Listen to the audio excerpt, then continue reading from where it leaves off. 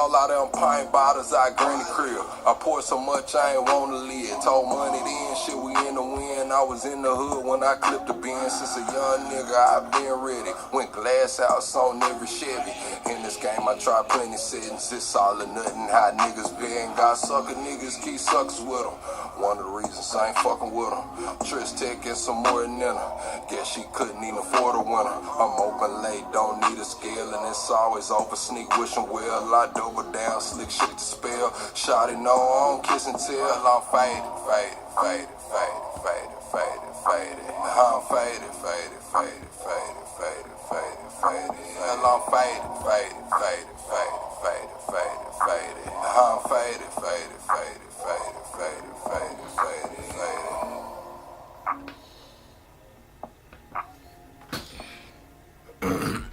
I'm trying to make sure my camera alright, Chad. Hold on, man.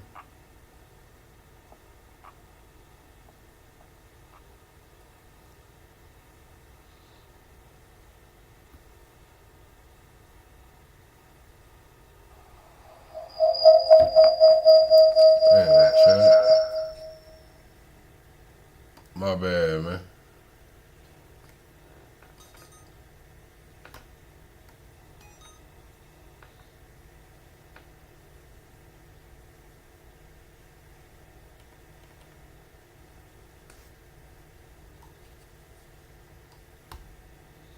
What the hell is going on, bro? Hold on, chat. Y'all give me a second. This shit is crazy, bro. What's up with my damn gimbal?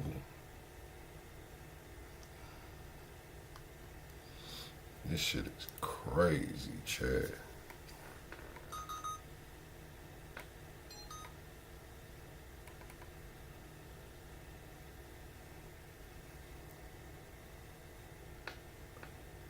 What the hell is going on?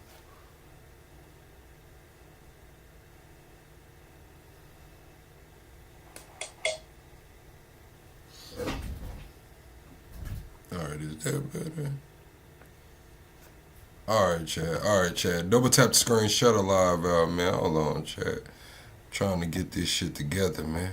I'm trying to get this shit together, Chad. Alright, bet. Maybe that's right, man. Double tap the screen, shut a live out, Chad. We still in intro mode, man. I just had to get some shit together, man. Damn. I'm a saint, but I sin. I checked in the game to win. I left, she loving me again. I let her cry out the bins and they say time heal. Mine still feel like it was yesterday. I was moving fast, probably too fast to even catch the play. Spend some night, she pack a bag, right to me, just getting gas. Coming back, I want it bad. I'ma touch it first, eat it last, it's temporary. Holly damn emotion said it's temporary. My pain deeper than the ocean. Temporary feelings mixed with temporary pleasures. All these temporary moments and these temporary treasures. Temporary circumstances to temporary measures. Temporary friends and even temporary schedules. Temporary smiles and temporary goals. Temporary women sliding on temporary poles. Temporary comments and temporary trolls. I just pray that God bless me. Ain't no temporary souls. I'm a saint, but I sin. I checked in the game to win. I left, she loving me again. I let her cry out the bins and they say time heal. Mine still feel like it was yesterday. I was moving fast, probably too fast to even catch the play. Spend some night, she pack a bag, right to me, just getting gas. Coming back, I want it bad. I'ma touch it first, eat it last, it's temporary. Holly damn emotion said it's temporary. My pain deeper than the ocean. Alright, chat, man. We locked, chat. We locked. Double tap the screen, shut a live out, man. What we doing tonight, chat? Double tap the screen, shut a live out, man. Welcome to the greatest damn show on YouTube. That's what I'm talking about. Double tap the screen, shut a live out, chat. I need y'all locked tonight. Welcome to the greatest damn show on YouTube. Oh, man. Double tap the screen, shut live out. What we doing tonight, chat? Double tap the screen, shut live out. What we doing tonight, chat? I want to know, will Trump take over Minnesota? They said Sneako got thrown under the bus by Andrew Tate. And will midterms actually happen, man? Double tap the screen, shut live out, chat. We got an action-packed episode. Leo, what it do? I see you in here, my boys. Hey, say Leo done fell off in here, man. Double tap the screen. I hope everybody having a great night. What's up, Friar? What's up, Big Niche? What's up, La? Double tap the screen, chat. We got an action-packed episode. We have to get into this Sneako business. Andrew Tate sat down with Patrick Bet-David. Everybody's backpedaling Sneako and everybody. They've been banned from every hospitality group in the country, man. These folks are not playing with Sneako and company, chat. So we're going to get into that. They say Andrew Tate been backpedaling. Myron is kind of quiet. It's kind of crazy that Myron's quiet when he was the one doing the Hail Hitler sign and shit. Also, they're saying the Social Security Administration has referred 2 Doge employees for Hatch Act violations after discovering contacts with the political group seeking Social Security Administration data to overturn election results. Also, we got Trump. He did his 1 year thing today. Got up there, talked for a long ass time, but he took about 20-25 minutes of questions from reporters. I believe Caroline Leavitt also spoke as well. Sneako's dropped a lot of videos. That's going to be the main topic. We'll get into that Sneako shit. First, we'll get into the news, though, chat. I need everybody to double tap the screen. Everybody to shut a live out, man. We're 25 subscribers away from the next sub goal. We go live every single day over talking politics, current events, and entertainment, man. Y'all ready, chat? Y'all locked, man? Let me get some W's in the chat, man. Let me know y'all locked in here, chat. Let's get some W's in the chat or something, man. Here we go, chat. This guy's at Walmart. He's saying, weigh your meat at Walmart. He went and picked up, I don't know if he picked up a damn chuck roast or whatever the hell he picked up, man. But it's supposed to be 5 pounds, and he went and put it on the scale, and it didn't weigh 5 pounds, man. It's looking like we gotta weigh our damn meat at Walmart. No Diddy, no Epstein. At Walmart again. I'm telling you, go up and down this meat aisle. Just pick anything out. Look through it a little bit. Pick anything out. Let's go weigh this one on the scale. They're saying this ham here. Oh, it's a ham. Kentucky Legend ham. They're saying this ham right here, this little bitty ham, is 5.34 pounds. Let's take it to the scale. It's a good thing they put these scales in here so we can keep Walmart in check. Let's check this out. Chat, have y'all ever went and weighed some meat that you was buying from the grocery store? Have you ever, most of the time, chat, I'm not gonna lie, I just go off the package weight, man.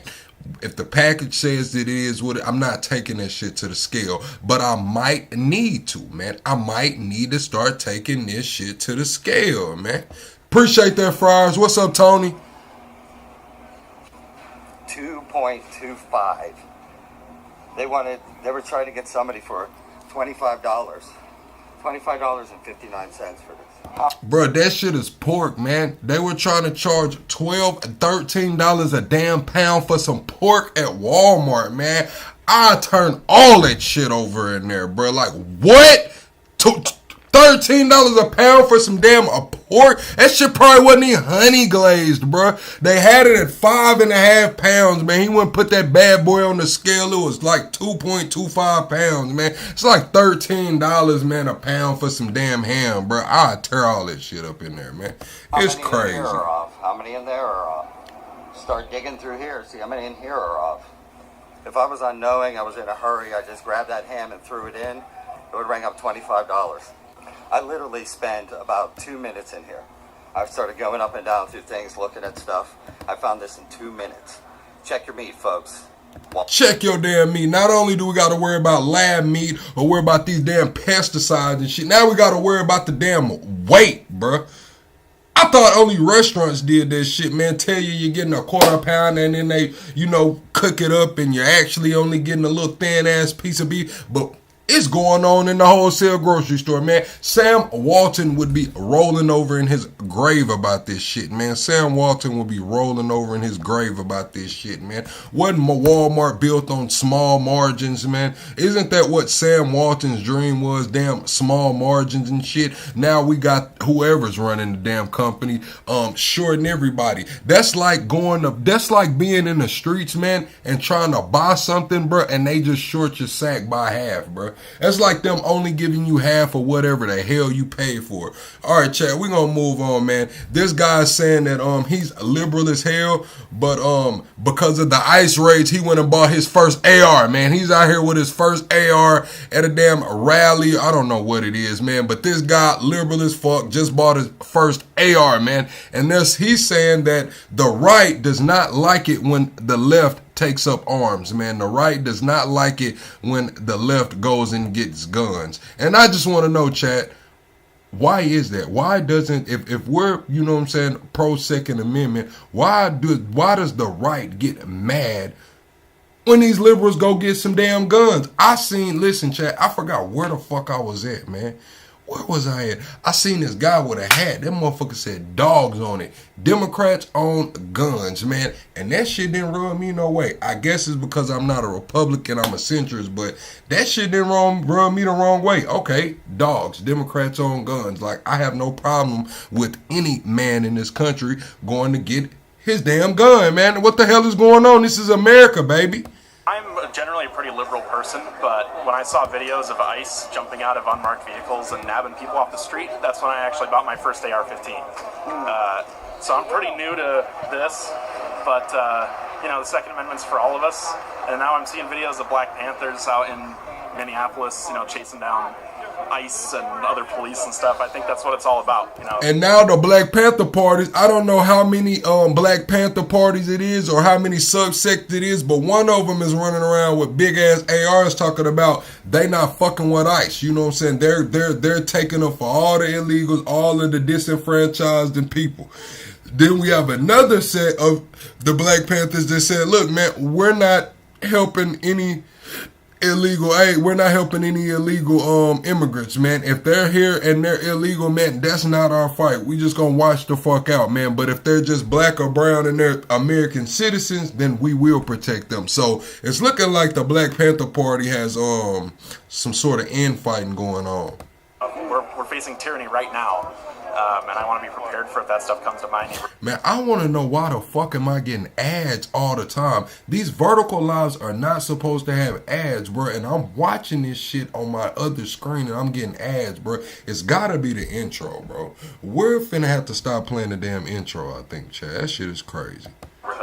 What have you sort of thought about it? I've seen the same videos you're talking about. I've seen some of the stuff in person that you're kind of talking about. I've seen some people on the right wing take issue when the left arms up. Yeah, it's wild. I mean, the amendments to the Constitution are for everybody. We're all American. We all have those rights, and we should all be using them. That's my opinion on it. It seems like the one thing that the left and the right, no matter what view you come from, could agree upon is that this isn't the time to be taking away our guns, and this is the time that you should be holding on to your guns. It doesn't matter if you're a Democrat or a Republican. I mean, take a look at the times. Yeah, I'm glad to see the uniformity on both sides and disagreement with what they're trying to do. Yeah, I saw someone out here today said he identifies as a liberal, and the reason that he bought an AR-15 is because of what he sees going on in Minnesota, like because of ICE. What do you think of that? I mean, a tyrannical government, whatever your take is on it, that's the point of these bad boys right here. Left or right.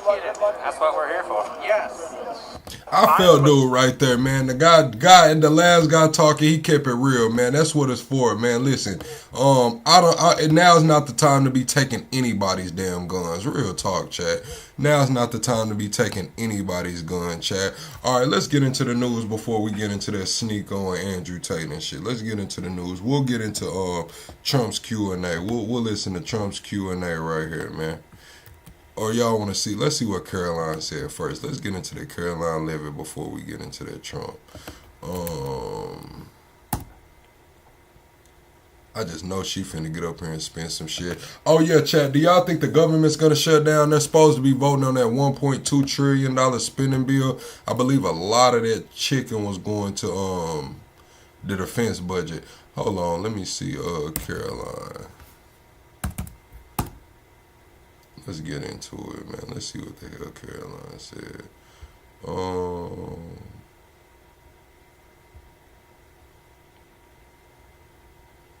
Damn. I guess Caroline didn't get up there today. I guess it was all Trump. Where the hell is her press briefing? Okay, so I guess it was all Trump. We'll get into that Trump then. Fuck it. Double tap the screen, shut the live out chat. We're 25 subscribers away from the next sub goal. We do go live every single day over here talking politics, current events, and entertainment chat. We gotta get to 43,050 subscribers, man. We gotta get to 43,050, bro. Don't take slow. What the fuck is going on? Why do we have ads, bro? My bad, chat. I gotta get this shit together, but we here.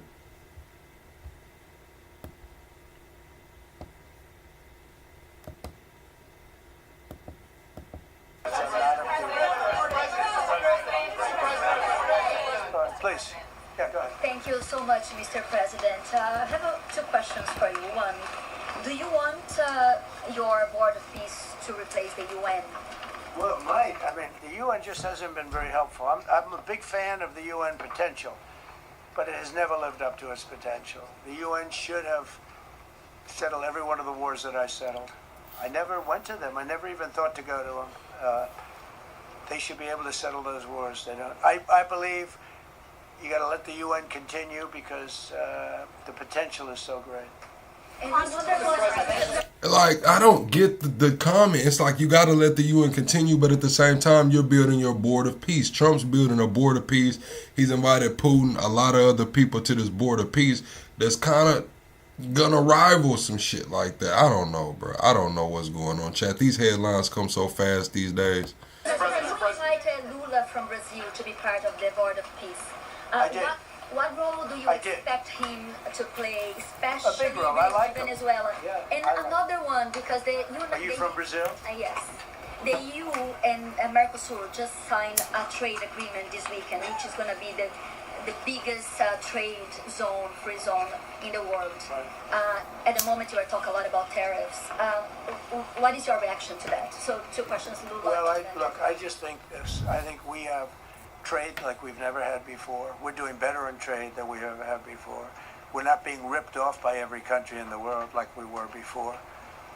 We're doing numbers that nobody's ever thought possible. We're the richest we ever were.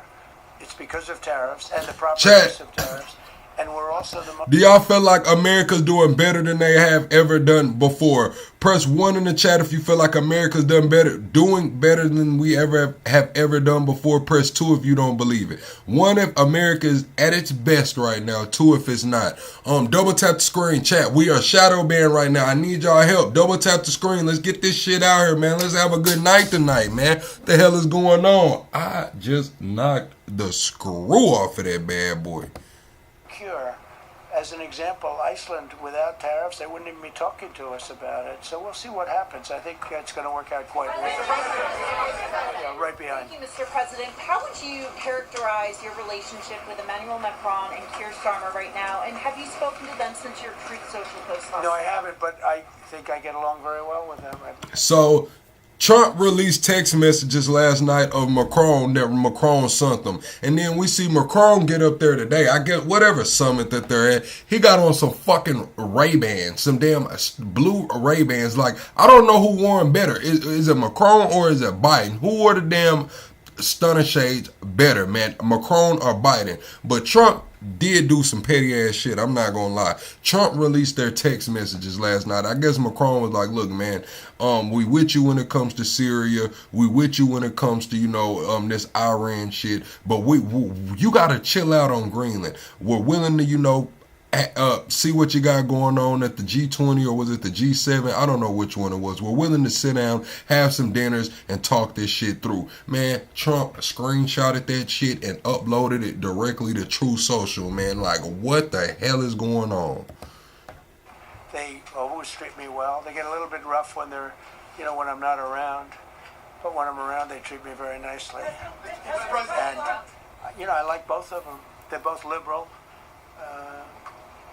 they've got to straighten out their countries. You can't, London is having a lot of problems, and if you look at Paris. Then I seen a clip of Gavin Newsom telling everybody the damn NATO or the UN is wearing knee pads, man. Gavin Newsom just told everybody in NATO that they sucking dick. Let's just be all the way honest. It's the night show, bro. He said everybody in NATO is wearing knee pads. What the hell is Gavin Newsom talking about? Problems. They have two problems: immigration and energy. They got to stop with the windmills, and they got to go back. Like UK has an unbelievable asset called the North Sea. Norway uses it, makes a fortune. They have a better section of it, and they don't do it. They could straighten out their countries, and it would be good. But I get along very well with them. You told Norway's prime minister. Are you from Norway? No. You look like you would be from Norway. She looks like she's from Norway. Why? 'Cause she white? Go ahead. You told Norway's prime minister that you not winning the Nobel Peace Prize made you feel less obligated to think purely of peace. Well, I lost a lot of respect for Norway. And I believe very strongly that Norway controls the Nobel Prize. But you have to understand, I settled 8 wars. I've had every one of those wars, every participant wrote, I didn't ask him to do it. They sent in strong they make recommendations for that. But I settled 8 wars. No president's probably ever settled 1 war. I don't know, think of it. I did 8. The reason I do it is because it's easy for me to do. And I didn't do it for a Nobel Prize. I did it because I'm saving a lot of lives. I'm trying to settle the final one. I'm trying to do Russia-Ukraine. And when Russia's ready, Ukraine's not. Now listen, Trump, I'm just gonna be honest with you. I do not think you settled those wars for the Nobel Peace Prize. But right now you're using that Peace Prize as a damn incentive for Greenland. I'm just gonna be all the way honest. Do I think Trump solved the wars just to get a Nobel Peace Prize? No. But do I think Trump expected that motherfucker? Yes. Yeah. You damn right. You damn right. You damn right. That's just like me putting up 30 points and not getting MVP. Maybe somebody had 40 assists or 50 assists. Nobody's trying to hear that shit, man. Trump solved, I don't know, half of those wars that he's claiming. I'm just going to be honest with you. I don't know much about skirmishes, whatever the hell you want to call it. But he wanted that Nobel Peace Prize. He's tired of shit to Greenland. It is what it is. Do y'all think Trump will ever get a Nobel Peace Prize from the official committee? Yes or no, chat? Yes or no? Will Trump ever get an official Nobel Peace Prize from the committee? Russia's done. But they're losing 25,000 people a month on average. And I'm trying to get that one done. But no, I feel that Norway has tremendous control over who gets the Nobel Prize, despite what they say. I don't know, man. I guess we count ceasefires and shit too, because they're saying that they're moving to the second stage of the 20-point peace deal over there in the Middle East. I don't know, man. I don't know, chat. I don't know. Y'all are telling me to name the wars he solved. Hell, we've heard him name the damn wars every time he gets in front of a microphone. Do y'all really want me to say this shit again? Whether you agree with him or disagree with him, y'all know what the fuck he's gonna say. He says it every time he gets in front of the damn mic, bruh. How far are you willing to go to acquire Greenland? You'll find out. Shit. How far are you willing to go to acquire Greenland? You'll find out. And y'all motherfuckers told me I was crazy when I said I don't think Trump's making too many concessions on this Greenland shit. I don't think he's gonna make any concessions. Now they got the 11th Airborne, the Airborne, I don't know how to say it, the Airborne 11th man coming over here. They saying that they're going straight to Minnesota, but they think it's so they can really go to Greenland. We got tariffs coming, 10% tariffs, gonna turn to 25% tariffs in June.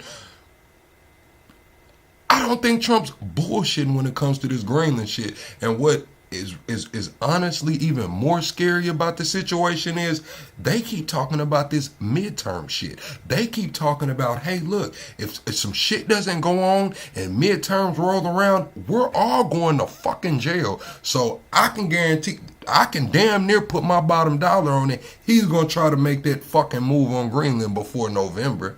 I don't know what the market has it priced in at, but shit, it's between now and November, for damn sure.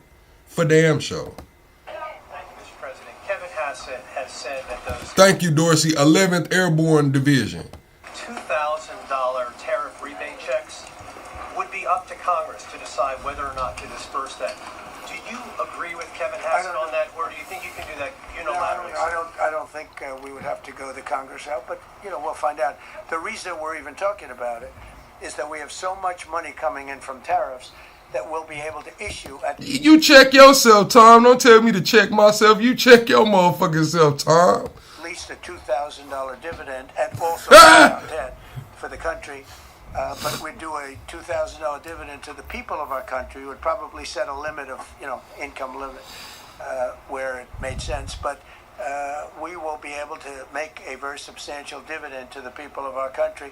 I believe we can. You said why I think Trump said he thinks he's not going to heaven because Trump probably dibble and dabble, man. Trump said he used to play with the cabal and all kind of shit, man. It is what it is. Hell, shit. Call it what you want.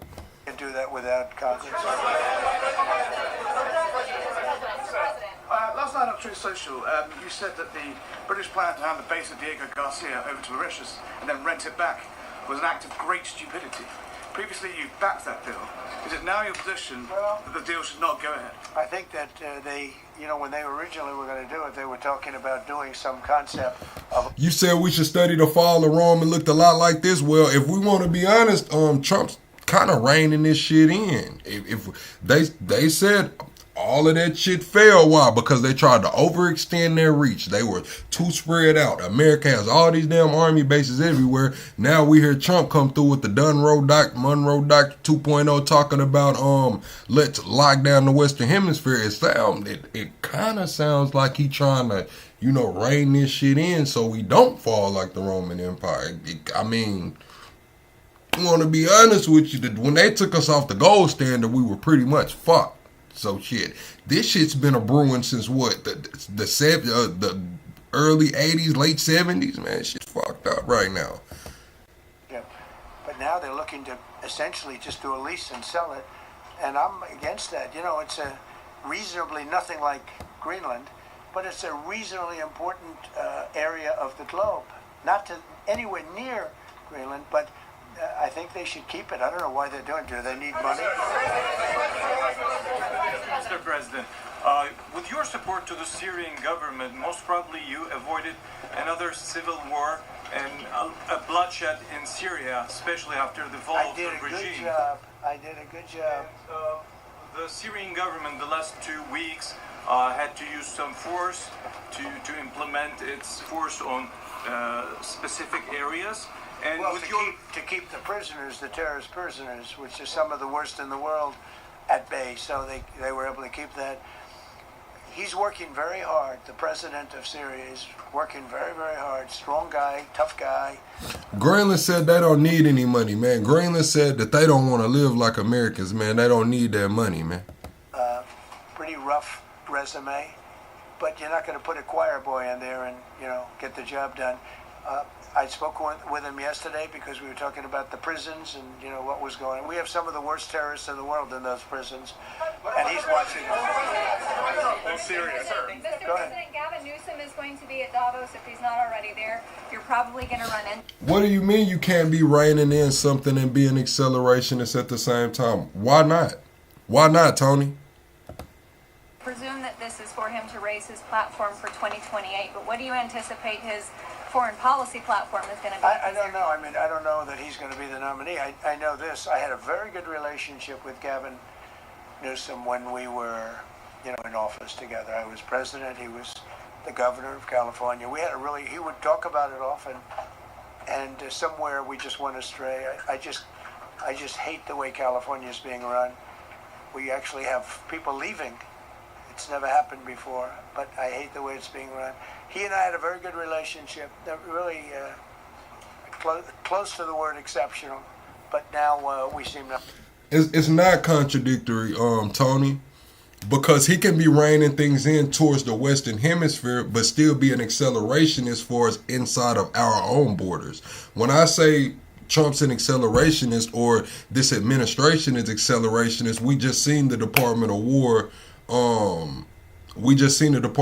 come out with that memo and say what?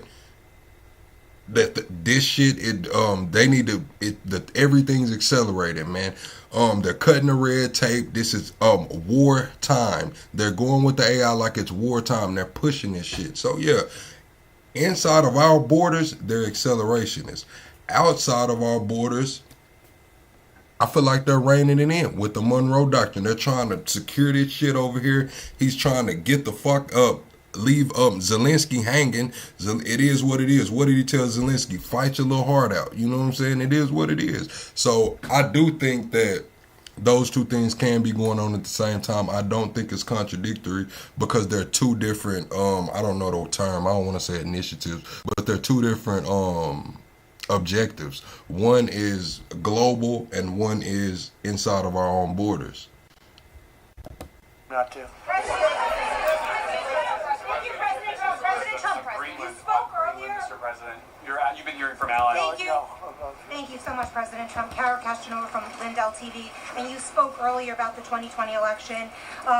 Now that Maduro is in U.S. custody and he was criminally charged, has any more information emerged that you could share with us regarding Venezuelan election software and Venezuelan ties to tampering with the... So the reason, this is what I'm saying too, Tony.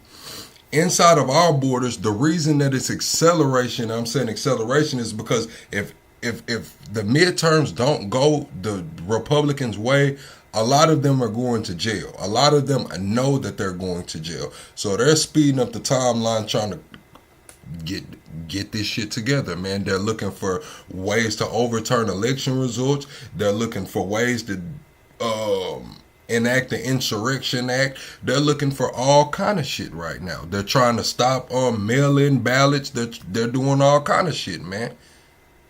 But at the same time, you have the Monroe Doctrine going on where, look, man, we're going to double and triple down on this side of the hemisphere, so we got everything we need over here. It's not going to happen in a 1-year time span. It's not going to happen in, maybe a 2-year time span.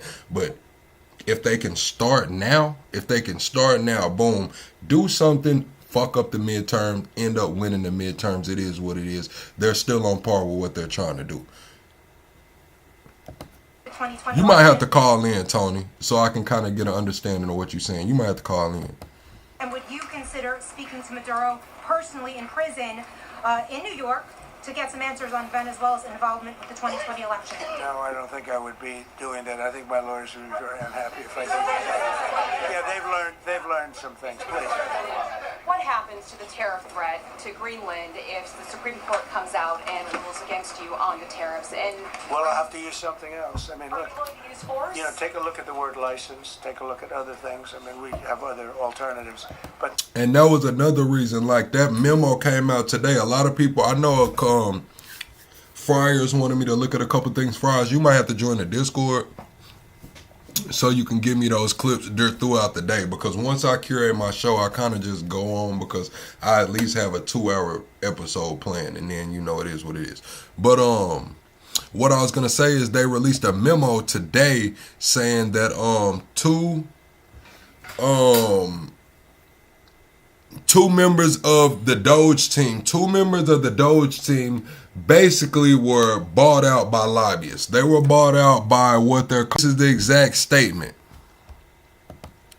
This is an excerpt. It says, Social Security Administration believed those statements to be accurate at the time that they were made and were largely still accurate. However, Social Security determined in its recent review that in March 2025, a political advocacy group contacted 2 members of Social Security Administration's Doge team with a request to analyze state voter rolls that the advocacy group had required. The advocacy group stated aim was to find evidence of voter fraud and overturned election results in certain states. In connection with these communications, one of the Doge team members signed a voter data agreement in his capacity as a Social Security Administration employee with the advocacy group. He sent the executed agreement to the advocacy group on March 24th, 2025. So this is not even 2 months after Trump's in office. Trump took office January 20th, 2025.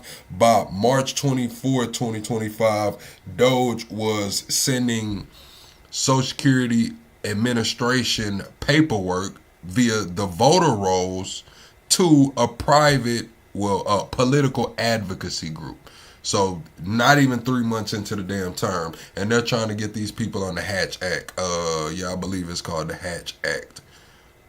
Hatch Act violations is what they're trying to get them on. It says, at this time, there's no evidence that Social Security Administration employees outside of the involved members of the Doge team were aware of the communications with the advocacy group, nor were they aware of the voter data agreement. This agreement was not reviewed or approved through the agency's data exchange procedures. The Social Security Administration first learned about this agreement during a review unrelated to this case in November. So it happened in May. They didn't find the fuck out until November, man. And this is why, the reason I bought that to you guys, to say, yeah, they've been trying. They've been trying to get the damn elections overturned. They've been trying to, make sure some shit is going to go right for them in the midterms. What we're doing now is the best, the strongest, the fastest, the easiest, the least complicated. Sir, if you move ahead with the Greenland-related tariffs on Europe, you secured almost $1 trillion of commitments from them to invest in the United States. Does that go kaput out the window if that happens?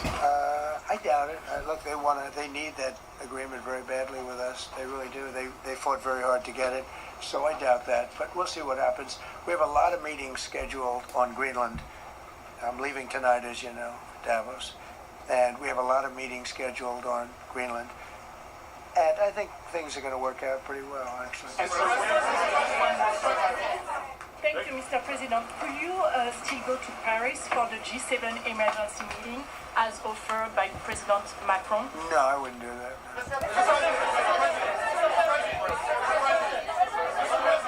Because, Emmanuel's not going to be there very long. And, there's no longevity there. He's a friend of mine. He's a nice guy. I like Macron. But he's not going to be there very much longer, And I think, I have meetings with the people that are directly involved, not some of the people you're talking about. Thank you so much, Mr. President.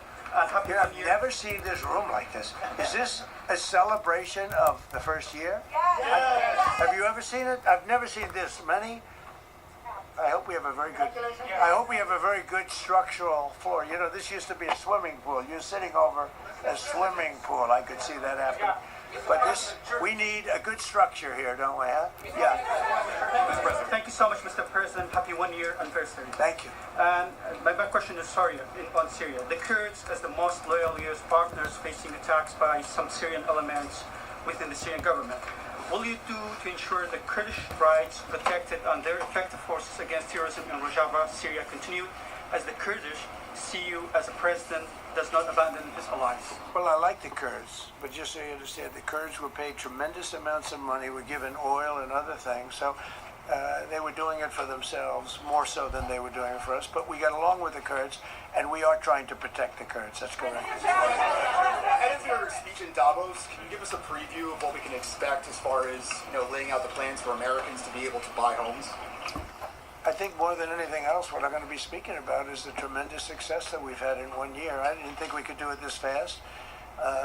Think of it, it's just now 12 months, and I say it often, we have the most successful country in the world, we have the hottest country anywhere in the world by far, and this country would have been absolutely stone cold dead.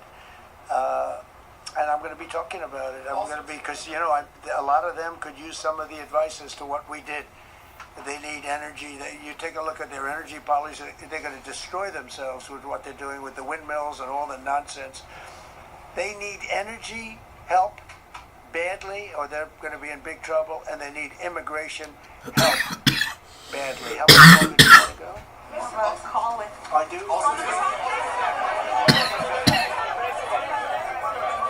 I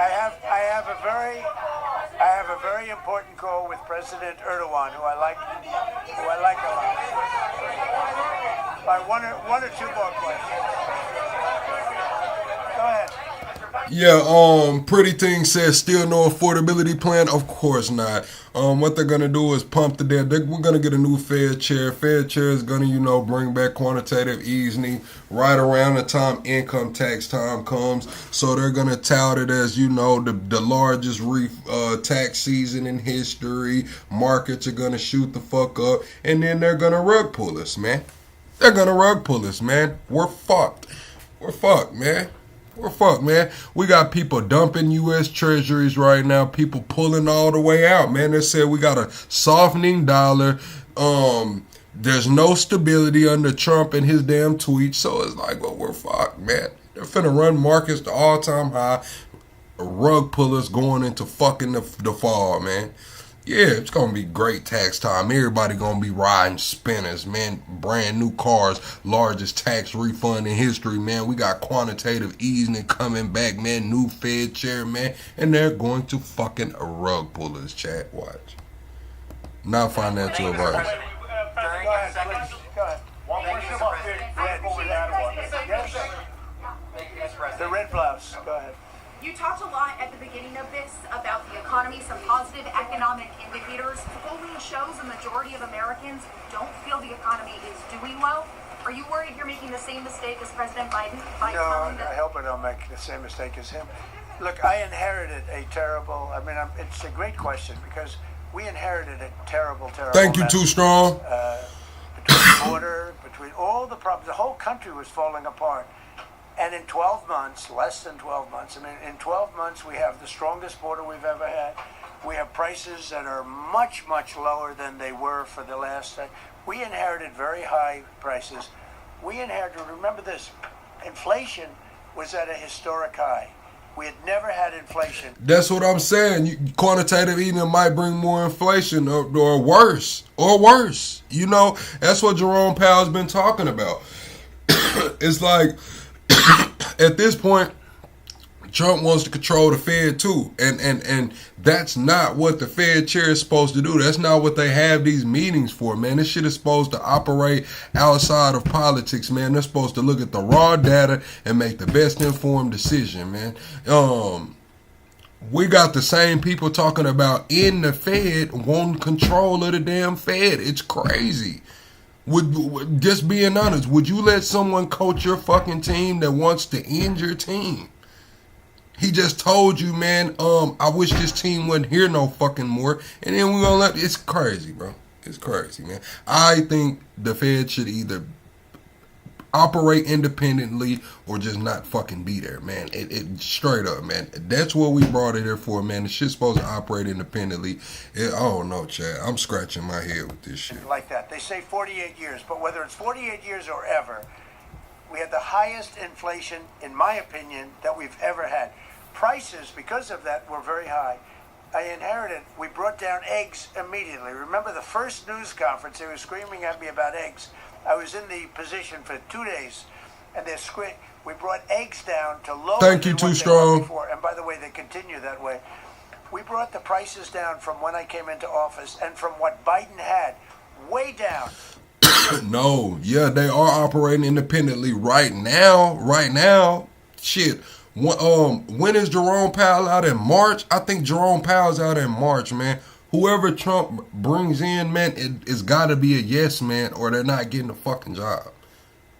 Honestly, man.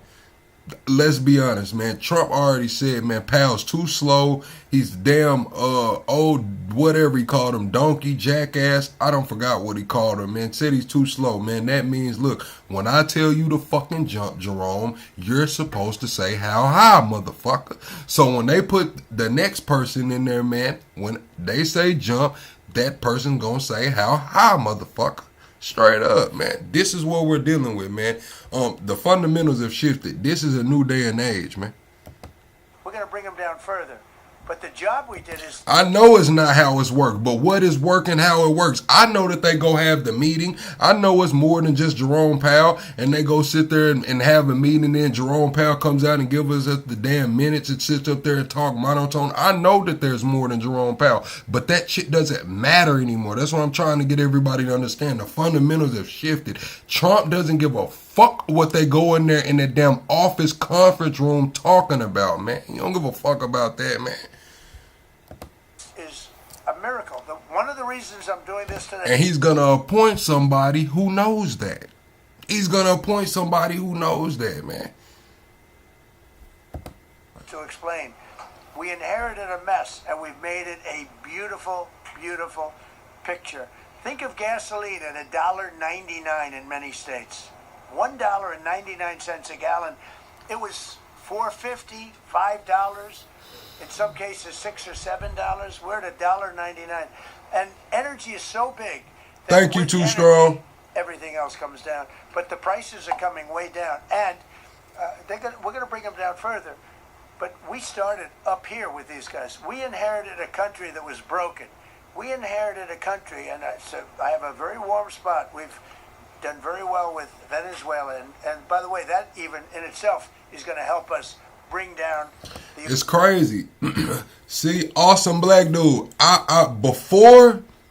Before January 2025, I would have agreed with your comment. You said if you want to know the direction the country is going, go read up on the 2026 WEF, the World Economic Forum. I know Klaus Schwab ass is gone.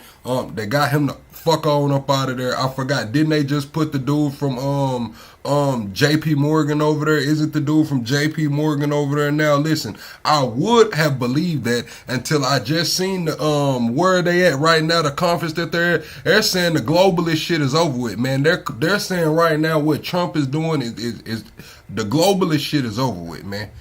This shit is becoming isolationist, man, nationalist. They're saying everybody's screaming America first. It's looking like America only around this motherfucker, man.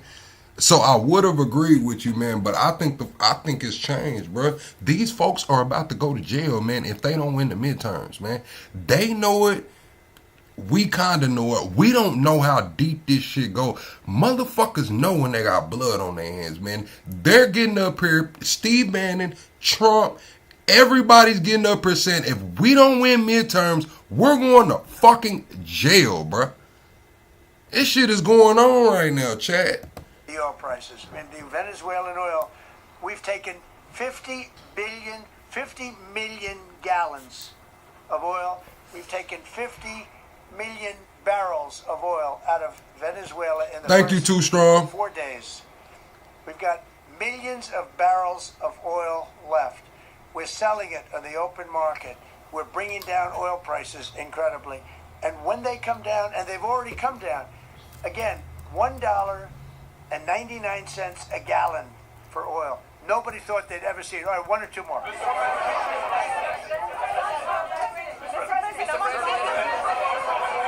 Go ahead, go. Yes.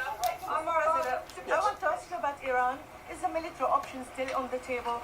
And can you assure us that the killing in Iran has stopped? And when regard to the Peace Council, which members have to pay $1 billion? So with Iran, are you from Iran? No, I cover the White House. Where are you from? I'm Palestinian American. When we say which is worse, globalism or nationalism, it depends. It depends. Everything is about perception versus perspective. So it depends. The globalist agenda that they have for us, they let us know. They wanted 15-minute cities. They wanted us to own nothing and be happy. They want us to eat bugs and drink cockroach milk. If that's the life that you wanted, then the globalist agenda was for you, my boy. Now we see what's going on with this nationalist agenda. Shit's real uncomfortable. Motherfuckers is running in cribs, is getting raided. That's what these ICE pickups are. Let's call them what they are. They're damn raids. We got mass deportations. We got motherfuckers doing Hail Hitler signs and shit. We still don't got free lunch for the kids. Stock markets are at an all-time high though. You know what I'm saying? So shit, what life do you want to live, man? I don't know. It's perception versus perspective. So with Iran, they were going to hang 837 people, and I let them be known that, and we let them know that if that happens, that will be a very bad day for them. And they decided not to do it. They didn't hang the people. I can't tell you what's going to happen in the future, but supposedly they've taken that off the table. But they were going to, last week, they were going to hang on Thursday or Wednesday. Thank you, Too Strong. They were going to hang, I think, 837 people, and they didn't hang anybody. So we're just going to have to see what happens with Iran. Is the military option okay? Yeah, the stock's dropping because the EU's talking about putting a nuclear option down, man. Taxing the hell out of America. Tariff. Trump just said, Emmanuel Macron, that ain't talking about shit. We'll put 200% tariffs on that wine he like, man. We'll put 200% tariffs on that wine and shit, man. Yeah. So markets cannot settle right now. Markets can't settle right now, but it's all, in their eyes, it's all good because guess who's controlling the fucking market right now, man? It's Trump. And guess who else is controlling the fucking market right now, man? Elon. Between Elon and fucking Trump, man, they're winning whether the market goes up or down. We see allegedly a lot of shit going on where this shit is being front ran, man. A lot of these market swings are being front ran. So I'm telling y'all, the new Fed chair is gonna come in, quantitative easing in his back, man. Everybody's gonna get fat and fucking happy, and they're gonna rug pull us like Aladdin, man. And guess what? I don't know a motherfucker who can float. I ain't met nobody who can float yet. All that Avatar shit was on TV, man. And listen, quantitative easing, fat and happy, rug pull, man, like Aladdin, and ain't nobody ass floating. Thank you, President Trump. Thank you, Mr. President. Go ahead, I'll take your question. Okay, thank you. Go ahead, right here. Thank you, Mr. President. You promised during your second inaugural to always put America first. I'm curious, how would you winning the Nobel Peace Prize improve the lives of average, everyday Americans? Why is this prize so important? It wouldn't improve the lives. Thank you, Too Strong. What improved the lives of people are people that are living. I saved probably tens of millions of lives in the wars. You know, if you add up the numbers, just if you look at what they gonna say? Wasn't it not even what, a year and a half, 2 years ago? When was it? No, Trump's been in a year, so it's been like 2 years now. Remember when that came out? It was like, we're offloading everything. Quantitative tightening, we're offloading everything. We're gonna get rid of how many billions of dollars they were supposed to get rid of, and nobody was buying this shit, man. Now we see all of these other countries selling this shit, man. They're offloading it, man. They gotta have this shit come back quantitative. They gotta start buying this shit back, man. It's finna get fucked up, Chad. I'm not gonna lie, man. That's why they floating 50-year mortgages, man. Oh man, it's finna get fucked up, bro. If you look at any one of those wars, you're talking about millions of people. You multiply it times 8. But when you look at India and Pakistan, that could have been 10, 15, 20 million people. Could have been more than that. So I saved millions of people. So that, to me, is the big thing. What? You suggested a moment ago that perhaps the reason why a positive story about the economy isn't getting through is because of, bad communications people. But our average Americans, hell, our credit, the America's credit rating is low as it's been shit probably my whole lifetime. I'm just gonna be honest with you, man. America's credit rating is probably the lowest it's been in my fucking life, bro. Motherfuckers is offloading these bonds, bro. Motherfuckers is getting off of them, chat. Off of them. Somebody's gonna have to buy them, man. That's why they need to switch that damn Fed chair. You said Congress got a pat, man. They gonna have to do something to kick the can down the road, man. They're going to have to do something to kick the can down the road. I see they're trying to tokenize the stock exchange and shit now. They're doing everything, Chad. They're running around like a damn chicken with their head cut off because they know it's about that time. That's why they're probably compiling resources. Venezuela, Greenland, Canada. Didn't Trump post a picture the other night, or was it last night? Trump posted a picture where he was in front of a damn board and it had from Mexico all the way up was America, Canada, Greenland, all of that shit was America, man. He posted that shit. Listen, chat, I'm not gonna bullshit with you, man. Motherfuckers is getting the resources together, man. What did everybody want to say? Oh, before the U.S. lets something threaten the dollar, they'll go to do everything. Y'all think this shit's changed? Think this shit changed, man? Trump's not making any concessions on Greenland, and he's walking Mark Carney into a motherfucking corner, man. walking Mark Carney into a corner. Mark Carney made a smart move by going over there to Qatar, man. After he went and did all of that business with China, 50,000 EVs coming through, they're saying Elon got the Shanghai facility, so there'll probably be Teslas going over there anyway. But still, after Mark Carney did all of that shit, what did Trump say? Oh, that's what he better do. That's what he needs to do. Walking his ass into a corner, man, like a baby with a bottle in his mouth, man. And what could Mark Carney do? He went to Qatar, man, to get that support. Like, hey, look, man, Qatar got some money over here. We know y'all got, you and Qatar get down. I don't know how long that's going to last. I don't know how fragile their relationship is going to be, man. I honestly don't. It's wrong to still feel high prices, and how much longer does the White Thank House you, Too Strong. So I think a lot of people are listening to the fake news a little bit. And I'm not blaming anybody. Reports came out earlier that hold on, I have it. They said that they're already running simulations. They're saying Canada's already running simulations allegedly. I don't know where I had the clip, but they're saying that between 3 days and a week, the U.S. forces will overwhelm Canada, man. They're saying that they're running simulations, and they said in 3 days to a week, the U.S. forces will overwhelm Canada, man. Double tap the screen, shut a live out chat. We're 25 subscribers away from the next sub goal. What it do, Tato? I think I blame ourselves. I think we've done a much better job than we're able to promote. We're not promoting. We're doing a great job, and we're sort of letting the promotion take care of itself. One of the reasons I'm doing this news conference, I think it's important. We have taken a mess and made it really good. It's going to get even better. But if you look at prices from a year or a year and a half ago, you look at the Biden prices, they were way up through the sky. And, you know, see, that's the thing. We can say Carney is smarter than Trump, and going to get that Qatar, securing that shit in Qatar is, you know, kind of a chess move for Carney. But I don't think Carney or anybody realizes that Trump doesn't give a fuck.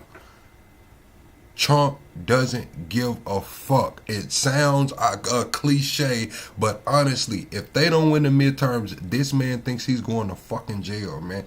He's already had to sit on the fucking bench. If nobody's ever been in a position to where they were at the top of their game and then had to sit on the fucking bench and watch somebody else do your job, you don't know how it feels. Trump did that shit probably at the highest level. The man went from president to watching Joe Biden run the fucking show, man. He understands that this shit has a shelf life to it, man. And right now, he thought it was going to be a 4-year shelf life, and the 4-year shelf life might only have about 9 or 10 months left, man. If they impeach him, man, and they ass go to jail. That he knows that's what the Democrats are trying to do, man. The Democrats want his ass in jail. They want Pam Bondi ass in jail. They want Kash Patel ass in jail. They want Kristi Noem ass in jail. They know that. They know that they got about 9 months to get this shit to fucking together and do what the hell they gonna do. The word affordability. They just say affordability and they don't talk about it. They created the affordability problem, and we are solving it. We have solved a lot of it. Again, everybody agrees in this room, I think, gasoline prices have come per gallon way down. When that happens, everything else comes down, but they've come down way down. Many of the groceries have come way down. It's all happening, and it's happening strong. But if you go back a year and a half, 2 years, take a look at those prices and look at the prices now.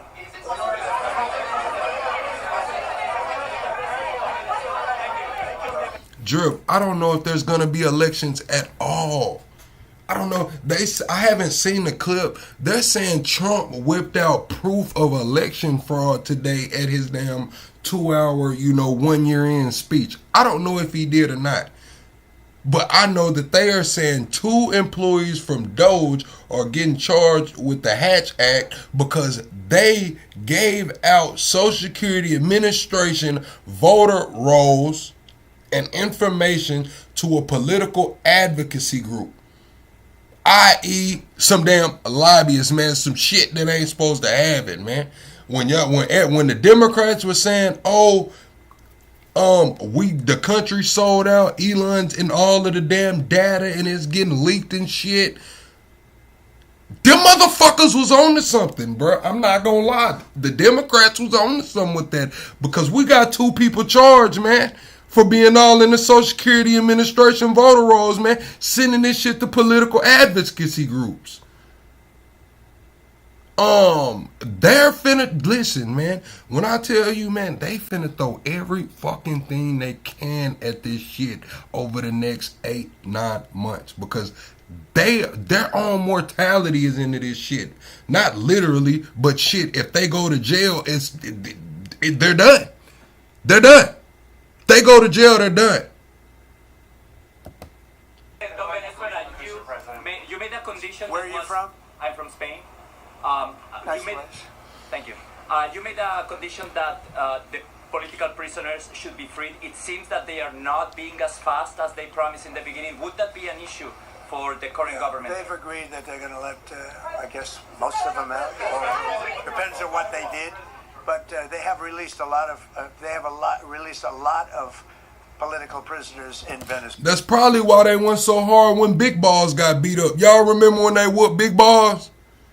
Y'all remember when they whooped Big Balls and they wasn't playing by Big Balls either, man. They was like, look, we're not going about Big Balls, man. Straight up, man. Y'all don't remember when they whipped the Doge dude, Big Balls, man. He was trying to help somebody and they ended up beating him up real bad, man.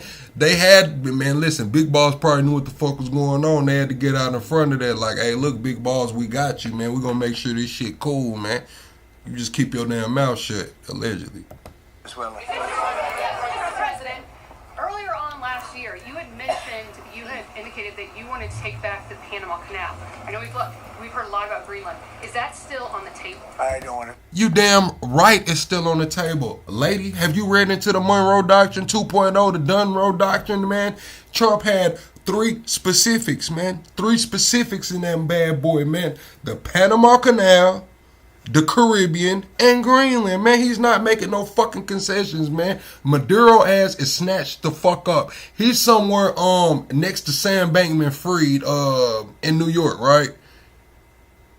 The Panama Canal is like 800 miles away, man. Listen, Trump's working his way down to that motherfucker.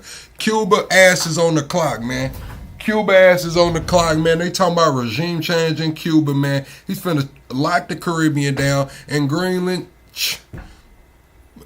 he talking about that now, bro. It is what it is. Sort of.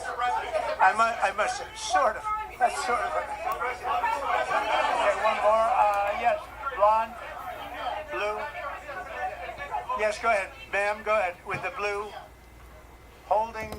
One reason I don't think Trump bullshitting anymore is because I really believe he thinks he's going to jail. You gotta understand, chat. The man was already on, you know how you playing 21 and you got the last shot, but you got to, make it again to win the game. You got to hit twice. That's how Trump is feeling right now, man. If he didn't win that last election, his ass was going to jail, right? Isn't that what everybody was saying? Trump got to win the election or his ass going to jail, man. He won the election, man. His ass didn't go to jail. Now he's looking at it like, damn, if we lose the midterms, I'll fuck around and go to jail, man. They not going to let me slide twice. He trying to do what the hell he got to do right now. The computer. So we got to look at this shit like he's not just, man, this midterms is for jail or no jail for a lot of these people, man. If a consequence of your determination to take control of Greenland is the ultimate breakup of the NATO alliance, is that How is this making your rent cheaper? It's not, man. If you want some cheaper rent, I'm going to tell you, move.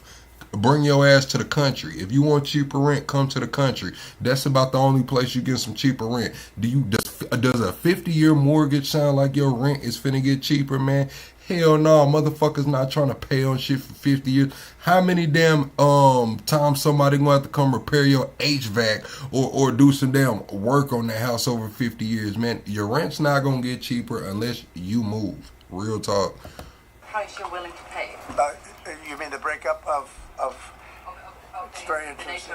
So I think something's going to happen that's going to be very good for everybody. Nobody's done more for NATO than I have, as I said before. in every way. Getting them to go up to 5. You said, but there's no jobs there. I didn't say there was. All I did was say cheaper rent. Hey, if you're asking work from home, remote work, it's a no-brainer. But if you're coming out here looking for some work, it might be a little different. I didn't promise you jobs and opportunity in the South. I promised you cheaper rent. That's all I can do. Come to the South, it's cheaper rent. When it comes to jobs and shit, you gotta ask the jobs man.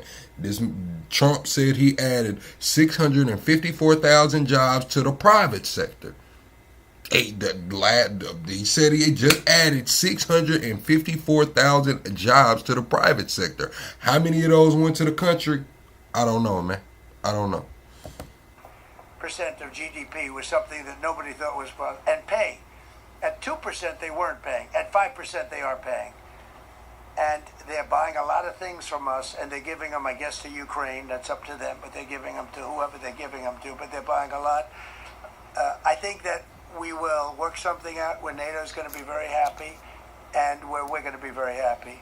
But we need it for security purposes. We need it for national security and even world security. It's very important. How about it? Thank you very much.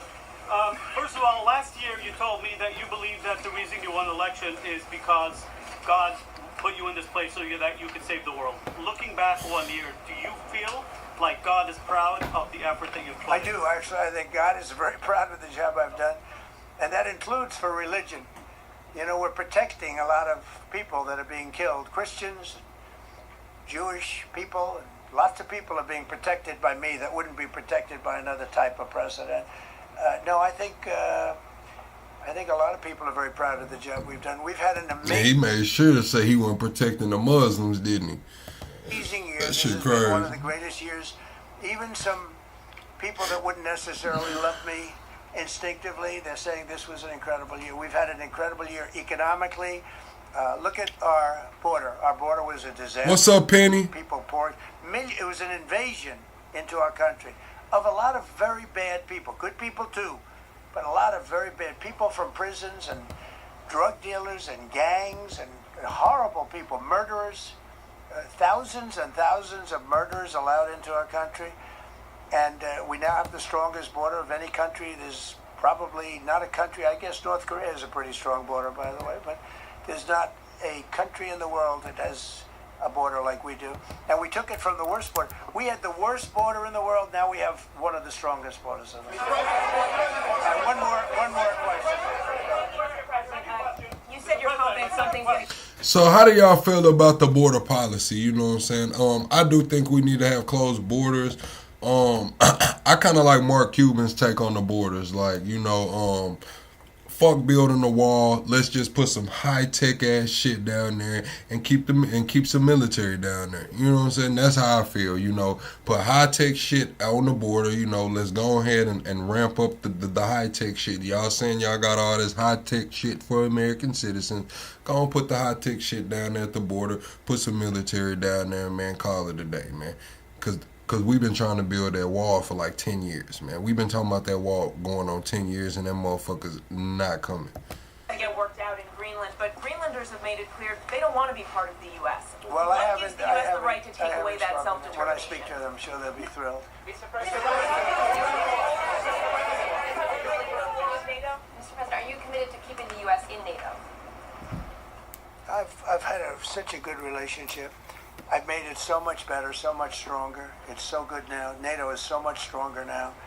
I don't agree with a lot of the things they've done, but that was done before I got there. I think NATO's been good. Sometimes it's overrated, sometimes it's not. But we have a strong NATO. When I came here, we had a weak NATO. We had a NATO at 2%, and they weren't paying. You had a nothing NATO.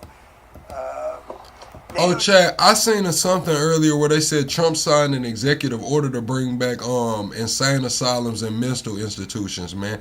And I'm going to be honest with you. I'm going to give my raw take before I even watch the clip or find the clip. That shit is going to be for the transgenders, bro. I'm just giving my raw take, my raw honest opinion, man. We've seen other countries say that is a mental illness. The right always really doubles and triples down on transgenderism being a mental illness. Trump opened up them insane asylums and them mental illness places, bro. They finna pack them transgenders in there, bro. They're finna pack them transgenders in there, bro, in my opinion.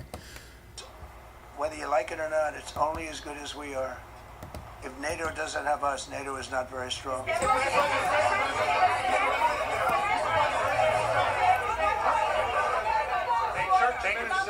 no, behind you, please. Thank you, President Trump. Yes, go ahead. Really appreciate it, sir. We heard a long list of accomplishments from the last year. Could you cherry pick the top 3? And then looking forward, what are your 3 most important priorities in 2026? So I think the building of a really powerful military has been a great achievement, and that would include the Venezuela thing, that would include the attack on Iran and the wiping out of the nuclear threat. I think that's been really amazing what we've done militarily.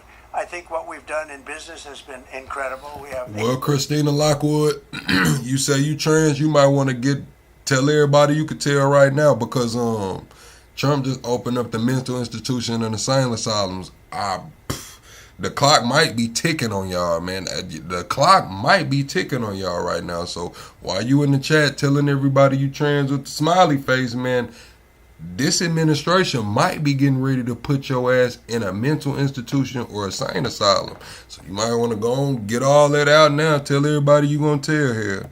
$18 trillion coming in. Plants are being built. Otherwise, they're going to have you walking around the halls with your ass cheeks out. They're going to have you walking around them halls with your ass cheeks out full of Xanax and Advil and shit. All over. Thousands of plants are being built all over the country. 18 trillion is a record. No country has ever come anywhere even close to that. I think that's a record. And I think that most favored nations for drugs is something that nobody thought they'd be able to get. Tariffs helped me there because the nations would have never gone along with it if I wasn't able to say, if you don't go along with it, we're going to put a 10 or 15 or 20% tariff on your nation. And they went along. And our drug prices are going to come down at numbers never even seen before, never even thought possible before. So those would be 3 things. Thank you. Thank you all very much.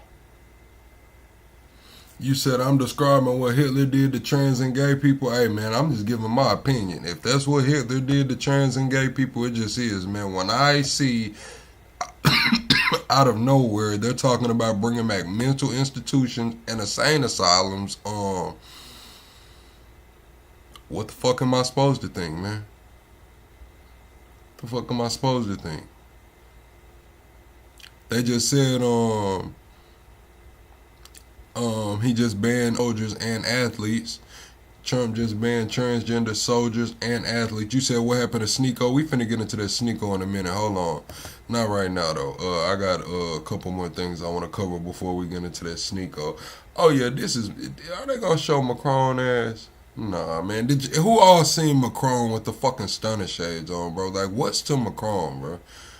I want to know, like, was he on powder or something, bro? Like, what's to Macron, bro? Why was Macron in that motherfucker with some stunner shades on like he's Joe Biden? You know what I'm saying? Like, those are the only presidents I really know that's just famous for the stunner shades, man. Joe Biden wore them when he took a nap on the beach.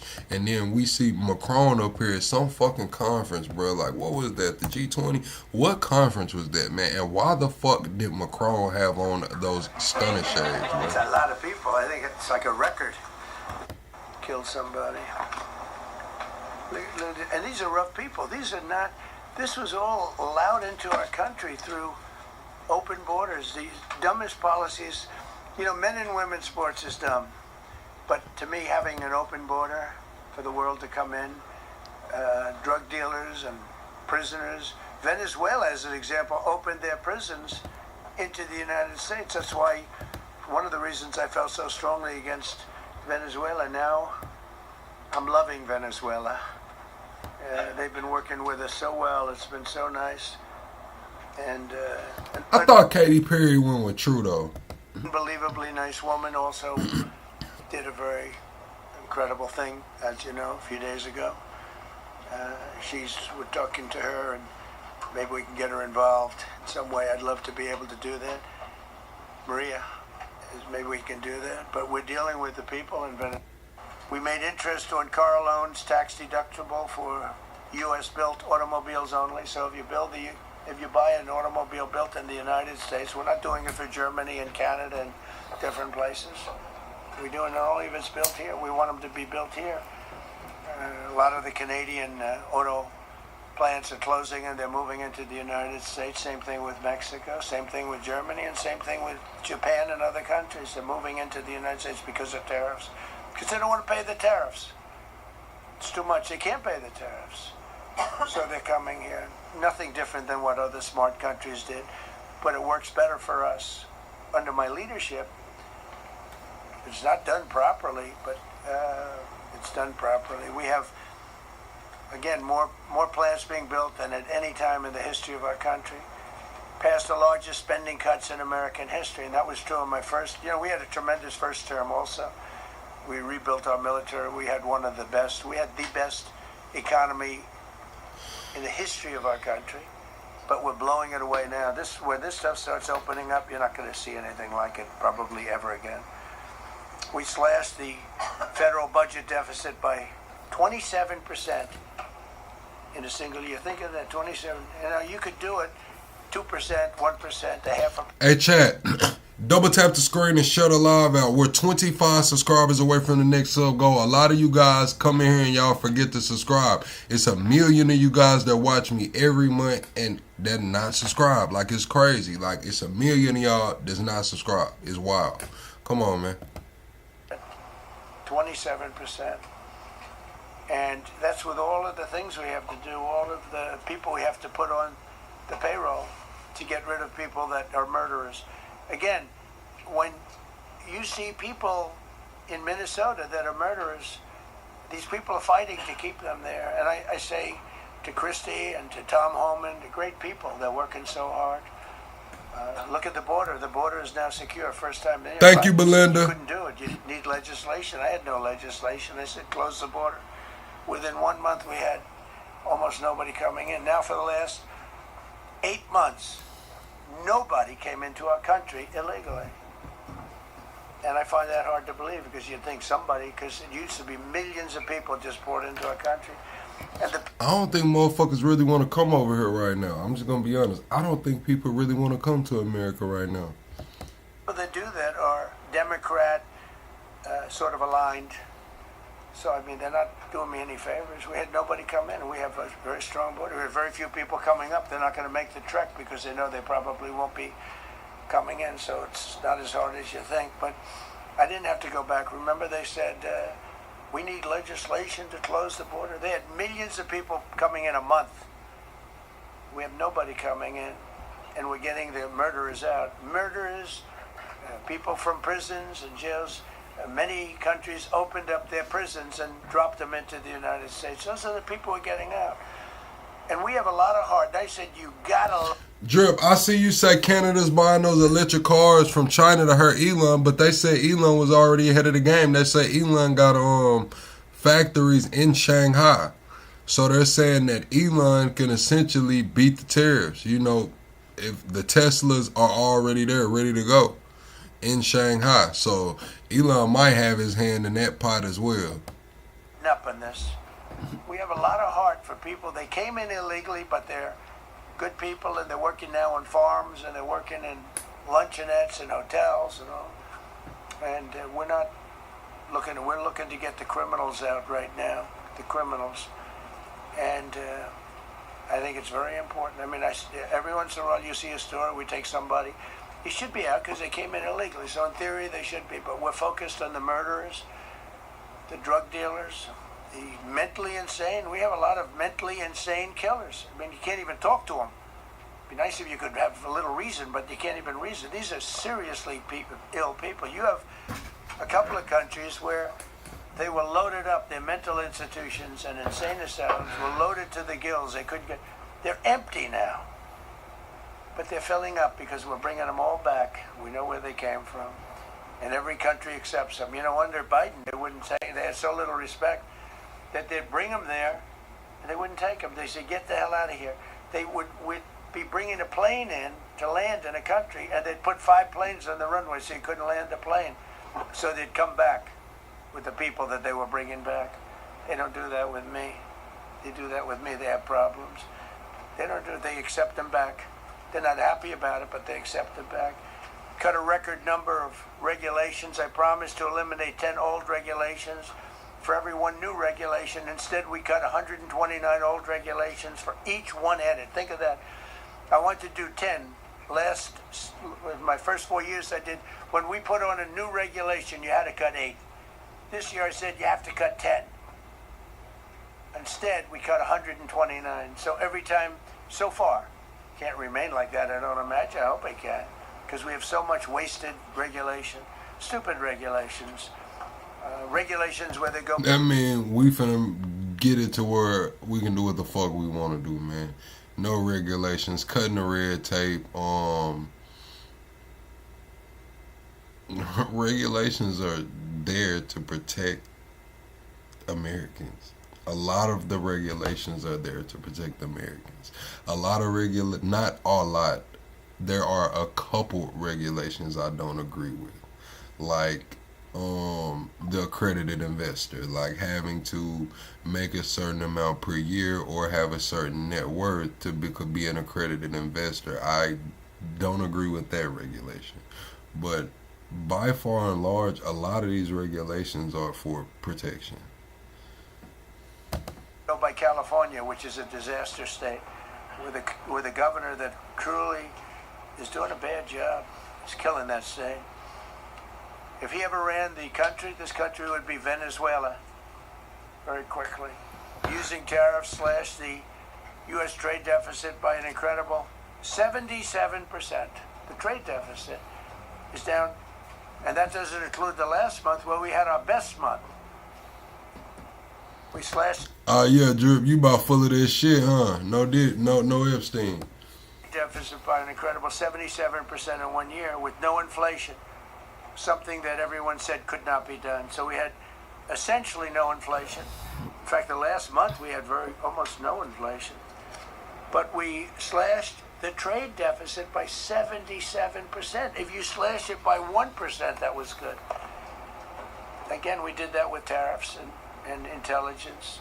We did that with November 5th. Great election.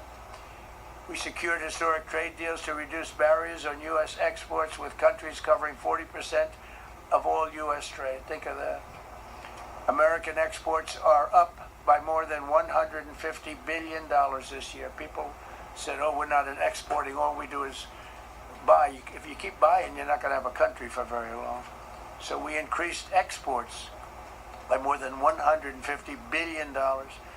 Investment in American factories is up 41%. That's a record. Nobody goes 41% up. You go 2% up, 1% up. You go down by 3%. If Kamala got elected, the oh my God, bro! Like, dude, what the fuck does Kamala Harris have to do or with anything in January 2026, man? What the fuck does Kamala have to do with it, man? Let Kamala drink her fucking beer and wash her greens in the tub in peace, man. Damn. Percent down. We removed over 270,000 bureaucrats from the federal payroll. That's another thing. So we have, we announce our thank you, Michelle. Our unemployment numbers.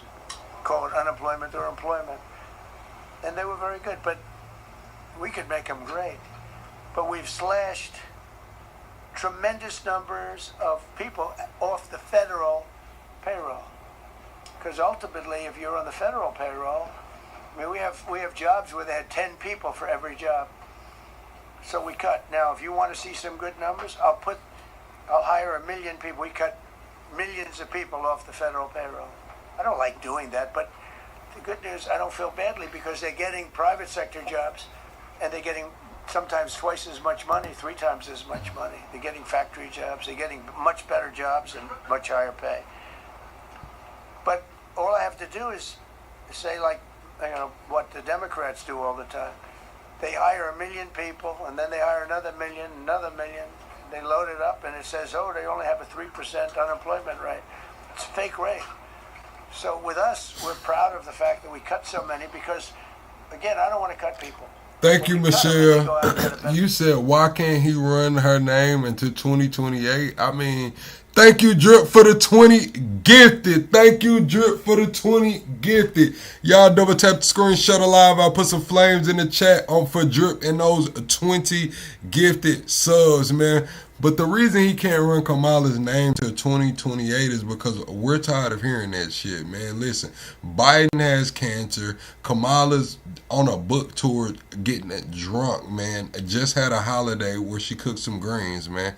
Like, shit, we don't want to hear it, man. We want to hear about shit that's going on right now, man. We want to know, is the government going to shut down in less than 10 days, chat?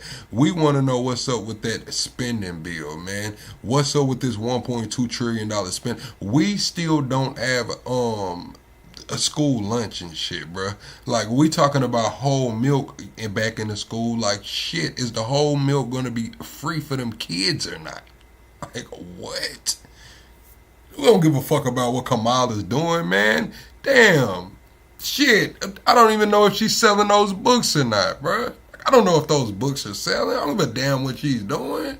Biden has cancer, man. Let Biden ride that shit out on the sunset, man. Hell, y'all said he was asleep in office. Let his ass sleep now, man. Damn. Better job. I like to cut them. And sometimes they have to be forced to do that because, you know, it's like... Drip said, why is black unemployment up to 7.5%? Man, it's bad out here, man. Motherfuckers are getting fired, man. Straight up. I'm going to tell you, a lot of black folks and a lot of white folks, a lot of people got fired behind that Charlie Kirk shit. I'm just going to be honest with you. I don't think y'all realize how many people got fired or got uncomfortable and moved around from their job because of that Charlie Kirk shit, man. Black unemployment is up that high, man, and it's probably going to stay that damn high. I'm just going to be honest with you. Drip, people are going to get second and third jobs right now, man. The 654,000 jobs that they said they added to the market, I don't know if they came back and adjusted the numbers or not, but 654,000 is what they told us. I don't know where those jobs are coming from, man. I don't know who's filling those jobs, who's got those jobs. I don't know, man. I don't know. Want to stay where they are, they don't know, and then all of a sudden they end up. We have many cases, Caroline, where people were devastated. They hated Trump. I got caught from my very boring federal job where they had, again, sometimes 10 people to do one job, and they were very upset. And now they ended up with a job where they get paid 3 times more money. They're ending up buying houses. It's like crazy. So. Yeah, I think you said they secured the shutdown. I think it went to Congress. I think it passed Congress. Congress did the bipartisan one. I don't know if the Senate, it passed the Senate yet. OG Yosemite. I know Congress put it together. It's 1.2 trillion. Watch, I'll pull it up right quick. Spending bill 2026. Oh, let's see, man. Okay, yeah, they said that they got some ICE protections in that bill too, as well. This is what they're saying. The background, moving these bills forward marks the final steps in completing all 12 fiscal year 26 appropriation bills. Gone are the days of the Rush Christmas omnibuses. Thanks to Republican governments, funding decisions will move through deliberate, member-driven process that emphasizes transparency, accountability, and time consideration. Defense measures champion America's military superiority, ensuring our troops can deter, fight, and win. Strategic investments to restore military strength, accelerate innovation, and reinforce Trump's peace through strength agenda. The bill also bolsters U.S. industrial supply chains, delivers next generation weapon and assets, and includes well-earned pay raise for our troops. I believe it's 3.8%. I believe they're also trying to update the barracks with Wi-Fi and campus-style lunch. So yeah, that's something that's going on in the bill. They touched on Homeland, Make America Healthy Again, and travel. Allow the nation to build stronger, safer travel and support growth. Yeah, man, it is what it is, Chad. They went from not liking me to liking me a lot because it's hard to get. We need people. We need people. It's one of the reasons. I mean, I want to. When you have good people in the farm or good people in hotels and everything else. See, he said, looks like I dropped into a liberal chat. I don't know why the fuck you always thinking about you dropped into a liberal chat. I don't give a damn what you think, man. I'm going to tell it how it is, man. I don't care if you far left, far right, liberal, conservative, Marxist, fascist, alien, NPC, man. But you have a good night, man. I don't even know why you announced yourself to say you're leaving. Bye. Get the fuck on. We want to work with them as much as we can. Under Biden, 1 out of 4 jobs added was a government job. Think of that. So 25% of the jobs added. That's when you know that, that's 25% of jobs aren't real jobs. But again, I could do that. I could add 2 million jobs right now. Would have an unemployed. I could say just hire some more people. I do the opposite. I say get rid of everybody that's unnecessary because that's the way you make America great again. When you have, all these jobs where people are sitting around doing nothing and they get a lot of money by the government, it's no good. But that's what the Democrats do. They show, we were at 4% unemployment. That's a good number. But they just add jobs or they would never cut jobs. Under Trump, 100% of all new jobs created have been in the private sector. Think of that. Now, 1% has gone to federal. So under Biden, 1 out of 4 was a government job. Under Trump, 100% of the new jobs created, 100% came from the private sector. That's how you make your country wealthy and strong and good. We inherited the worst border in history and turned it into the strongest border in history. Illegal crossings have plummeted to the lowest level ever recorded. Down was the tragedy. It's a tragedy. It's a horrible thing. Everybody would say, ICE would say the same thing. But what I learned, her parents and her father in particular I hope he still is, but I don't know, was a tremendous Trump fan. He was all for Trump, loved Trump.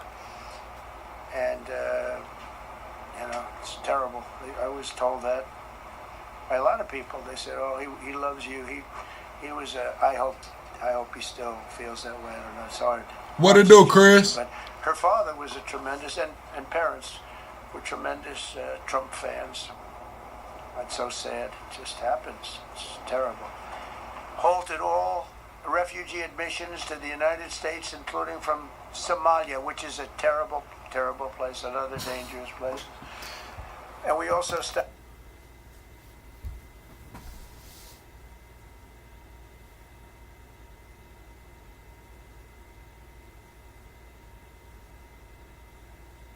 How the fuck is you gonna deport all the illegal Somalis when you just said it's a dangerous and terrible place?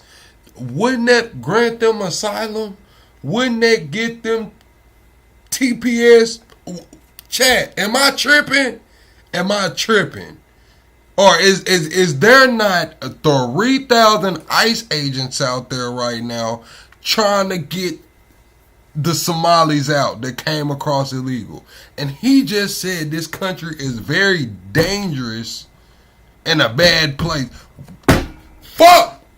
Dash you in, Somali. Trump just gave y'all a fucking in. What the hell is going on, Trump? The pirates, because they get the same treatment as the drug boats.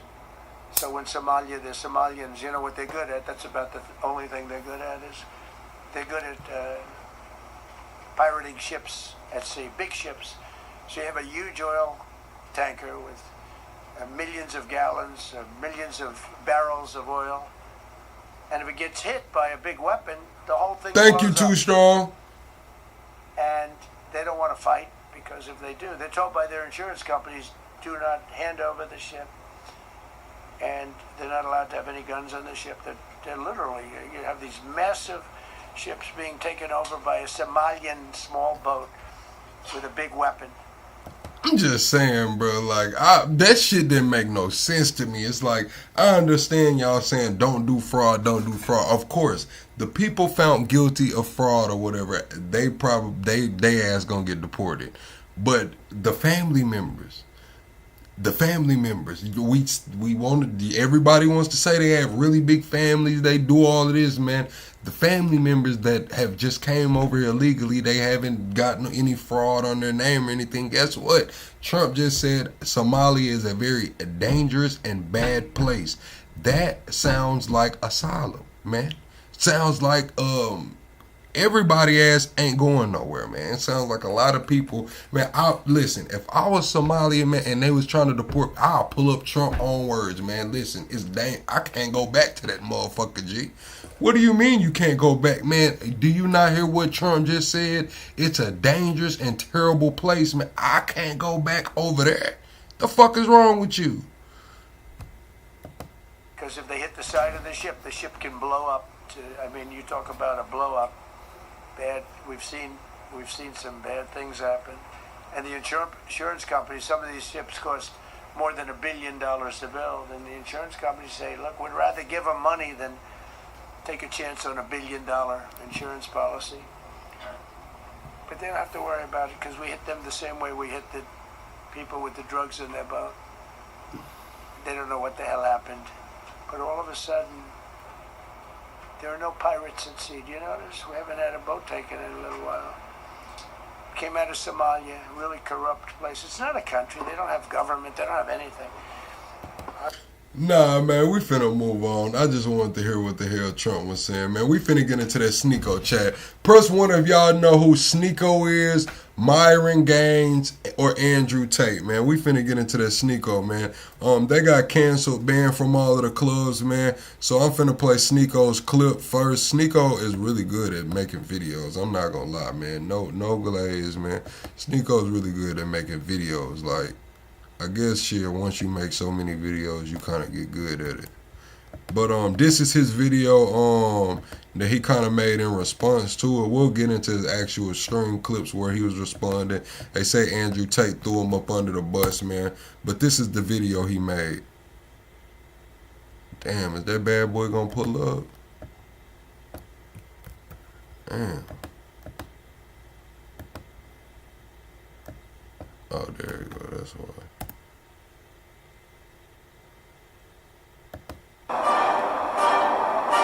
Fair use.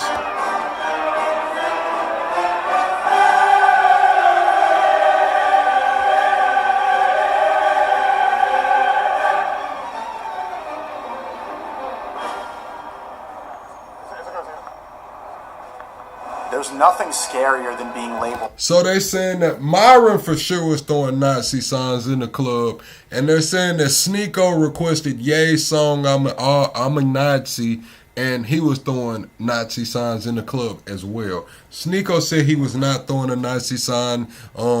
They just tried to make it look like that, but I guess this is an official video response to that. Hard end. Where he goes out and asks people, what is a Nazi? But it's used so much today, it's hard to remember what it even means. So I asked anyone and everyone I could find in New York, what is a Nazi? What is a Nazi? You answer. No, you answer. You answer. Jesus, a Nazi? What a bunch of... I'm kind of scared to talk about stuff like this. What is this for? So chat, give y'all's definition of a Nazi in the chat. Give y'all's definition of a Nazi. You don't have to name anybody, but what would you consider a Nazi in 2026? I don't know if I want to be on camera for this. I'm trying to keep my job, man. That little racist shit? That little shit with the little do. But let's just have to deal with the situation about. Because it's used so much now. And, you know, What's a Nazi? Yeah. I'm not sure I ever met one. A political party that was in Germany in the 1900s. A terrorist, a killer to Jews. My girlfriend's actually Jewish. I mean, by definition, it's somebody ultra right wing. I'd say they would have to be an anti-Semitic. I would have to say they would have beliefs of fascism. Right, Trump. My opinion. Proud Boys. Definitely the Proud Boys, probably. Israel. Why? They're committing genocide. Adolf Hitler is a Nazi. Is he the only one? No. Who else? Not Kanye, bro. Not Kanye, man. Nazi, people who are very hateful. And hate against Jews, hate against the race. It's primarily racism. Are you ever racist? Have you discriminated before? Of course. You gotta be a little bit fucking, but I mean, not like completely stupid racist or whatever, but you know, joking, yeah. Obviously, I be racist to my own people sometimes. So would that make you like a joking Nazi? A joking Nazi? Well, because if you're He went with that shit. Hey, Sneeko tried to put that joking Nazi shit off on Buddy, man. Listen, hey, his whole face, a joking Nazi. Man, listen, you got this camera in my face trying to push this shit off on me, man. You can joke around and be racist. Wouldn't that make you a Nazi? Well, I think hell no. Racism is based on color. The Nazis were based on religion or religious belief, right? Technically, a Nazi is 1940 Germany, National Socialist, like, want to kill the Jews, want to kill, like, Slavs, gays, people with mental disabilities, shit like that. Are you Jewish? Yeah. You got Yeezys on. Yeah. Why do you say not Kanye? Because he's not a Nazi, bro. Oh my God, bro. He just asked this man, are you Jewish? And then said you got Yeezys on, bro. It's crazy, bro. Nazis are people that like try to exterminate the Jews, right? That's kind of like black people wearing Timberlands. You know what I'm saying? Like, that's like black people wearing Timberlands. Gay, how he goes now, like he released a song like praising Hitler. I mean, that seems like a Nazi to me, you know? Yeah, I'm wearing the Yeezys. I mean, they're comfortable. I had them for life. Thank you, bro. Do you think Nazis exist today? Probably. Few, yeah. The IDF, definitely, it's not something commendable, it's something condemnable. They're not a moral army for sure. They're doing horrific things to the Palestinians. And I think they share similar agendas to the Nazis in Germany. So Netanyahu, Prime Minister of Israel, he said free Palestine is the new Heil Hitler. It's a very extreme equivocation, I would say. Yeah. I've seen people called Nazis, especially with like the Israel-Palestine debate. Personally, I just think it takes away from like the original significance of what it is. Do you think I'm a Nazi? You probably am. You said what's wrong with black people wearing Timberlands? Shit, the creator said they didn't make this shit for black people, man. Straight up. The creators of Timberland and Tommy Hilfiger and them, man, go look the background, man. They said straight up, man, we didn't make this shit for black folks, man. I don't know why all these black folks wearing it, man.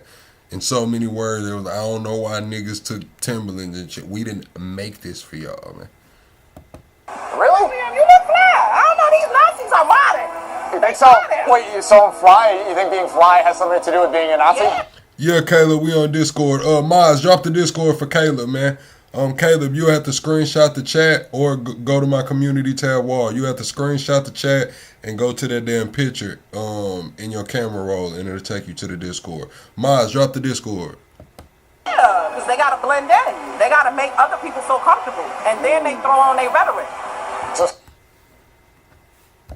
Camouflage. Yeah. Nazis camouflage. Yeah. So as a Jew, have you ran into a Nazi? Not New York. Anywhere? I don't think so. Thankfully, not that I know of. Are you afraid of Nazis? Yeah. Fuck no, I ain't afraid of nobody. I'm from the Bronx, bro.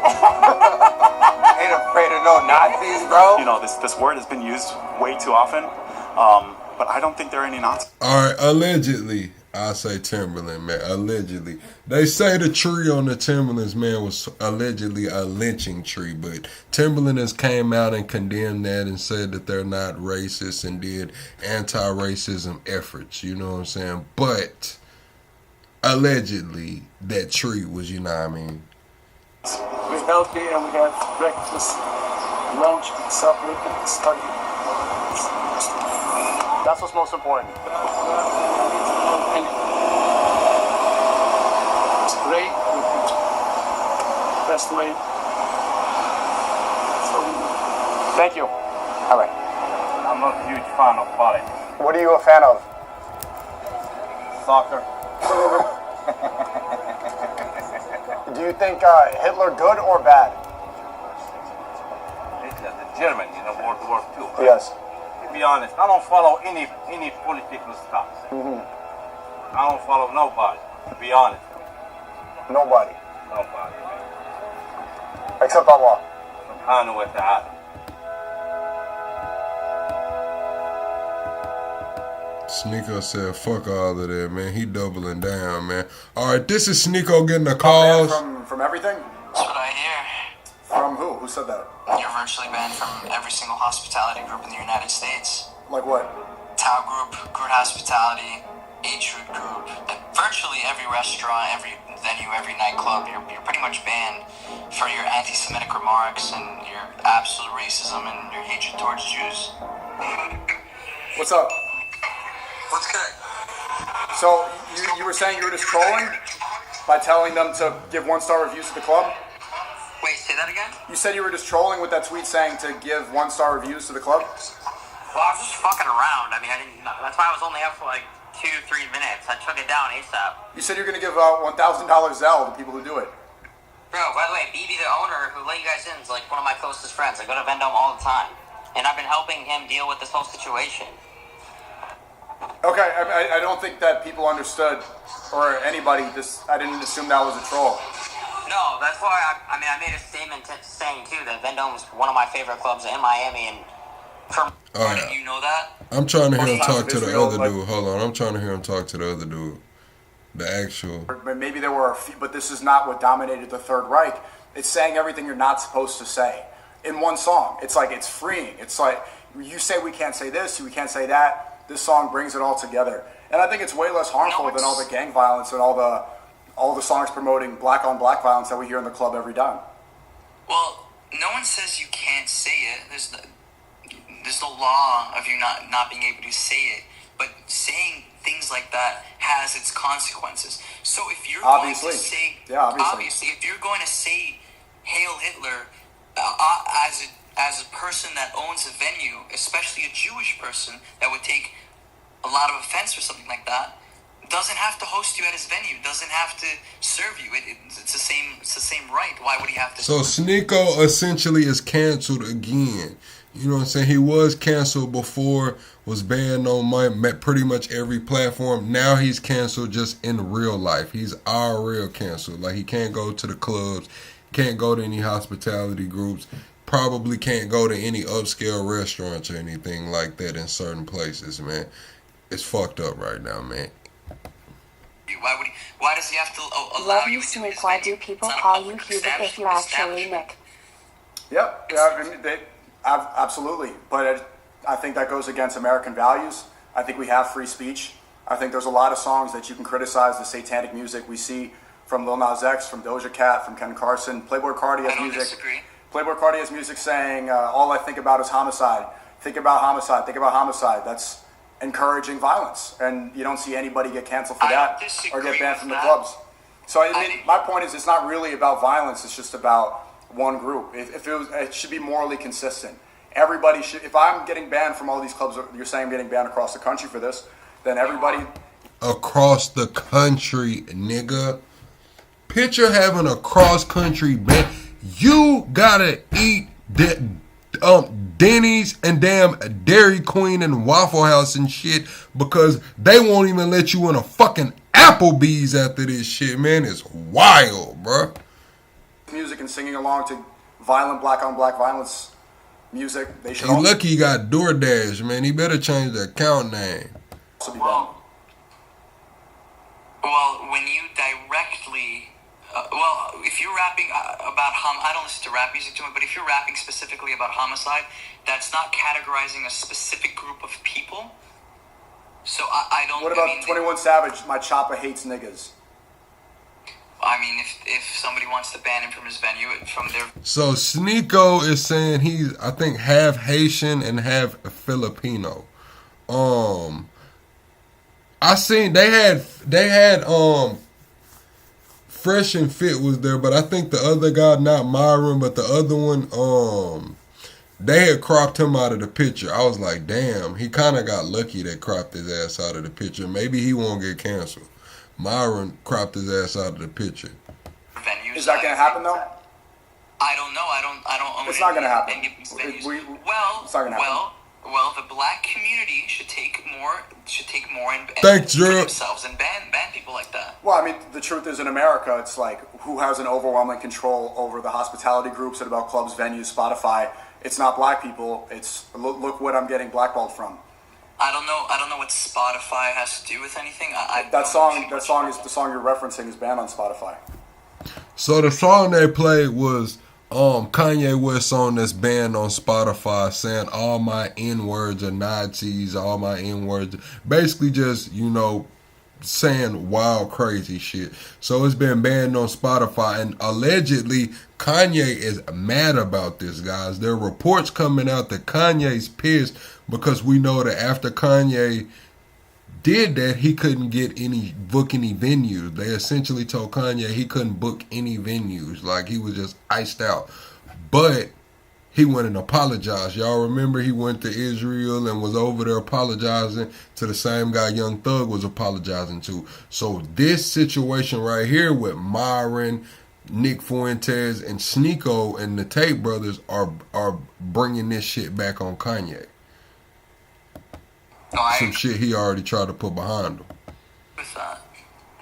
So yeah, the HH song. At the same time, people say it's anti-Semitic to insinuate Jews have overwhelming control in America, and then just like this, you're saying I'm banned.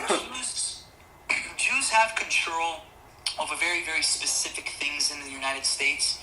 People say Jews have control over everything. We don't have control over the media. Everyone says that. Yeah, the guy on the phone does know he's being recorded. At the beginning of the call, he asked Sneeko not to show his face. He knows he's on live, but he just asked Sneeko not to show his face. New York Post wrote about this. The New York Times, TMZ, Jerusalem Post, Times of Israel. Like the whole media is talking about a song being played. They don't talk. Israel, okay. Times of Israel is definitely Jewish, but all the other, a lot of media actually dislikes Jews, and especially the past 2-3 years. Wow, the BBC, the New York Times as well, Washington Post. The New York Times called me an anti-Semitic. Well, that doesn't have to. Didn't Tucker Carlson win Anti-Semite of the Year? And didn't Eric Adams just launch a meme coin that's supposed to stop anti-Semitism and rug pulled everybody? What does that have to do with them? You're saying that they hate Jews? I mean, that they're saying I'm an anti-Semite, which is not true. It's pretty true, man. You think I hate? You think I dislike Semitic people? I think you dislike Jewish people. I really do think you dislike Jewish people. And you can say, I dislike Israeli people, I dislike Israel. Yeah, but it seems like you dislike Jews, and you don't... So then why, we've been friends for a long time before you're saying that you don't want to be friends anymore. I provided you a ridiculous amount of value in our friendship, and that... See, this is where he's gonna get into it, saying like this shit was one-sided, dude. Every time you came around me, man, I turned you the fuck up, man. You didn't do nothing for me, Sneeko. Nothing for me. I was around you because you had the motion at the time. You had the motion. You were Sneeko. So yeah, I brought you to the parties. I made sure you got had your bottles and all of that shit, man. You didn't even have to spend no money, man. I thought that because you were Sneeko, we was gonna be cool. But then you started all of this campaign, man, talking crazy. So I feel like the value is one-sided, man. He's really feeling played, Chad. He really feeling played. It's not. So do you think I'm just friends with you for the? Well, I was just friends with you for the benefits. Well, yes, pretty much. Why would you have been friends with me if I was just in it for what you provide? Because he was in it for some shit too. He was providing you with access to the clubs and shit and partying, and you was gonna provide him with the celebrity friend and the perks that come with that. Hell, it was what it was, man. Once in a while. It was not once in a while. You came multiple times a week. I've hosted you multiple places. So if you believe that to be true, then why be friends with me? Everything was pretty much paid for most of the time. I hosted you as a true friend, and I never was like these promoters, oh, come buy bottle. I never told you that shit. If it was a night that you had to, and it was very specific, yes, of course, but it was very rare that you had to pull your credit card, and you know that.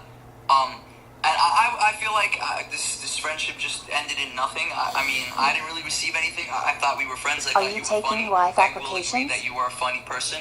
I think in some situations you could be a good guy, and I think honestly you're a little confused on this situation. I think you don't believe that offending a race specifically has repercussions.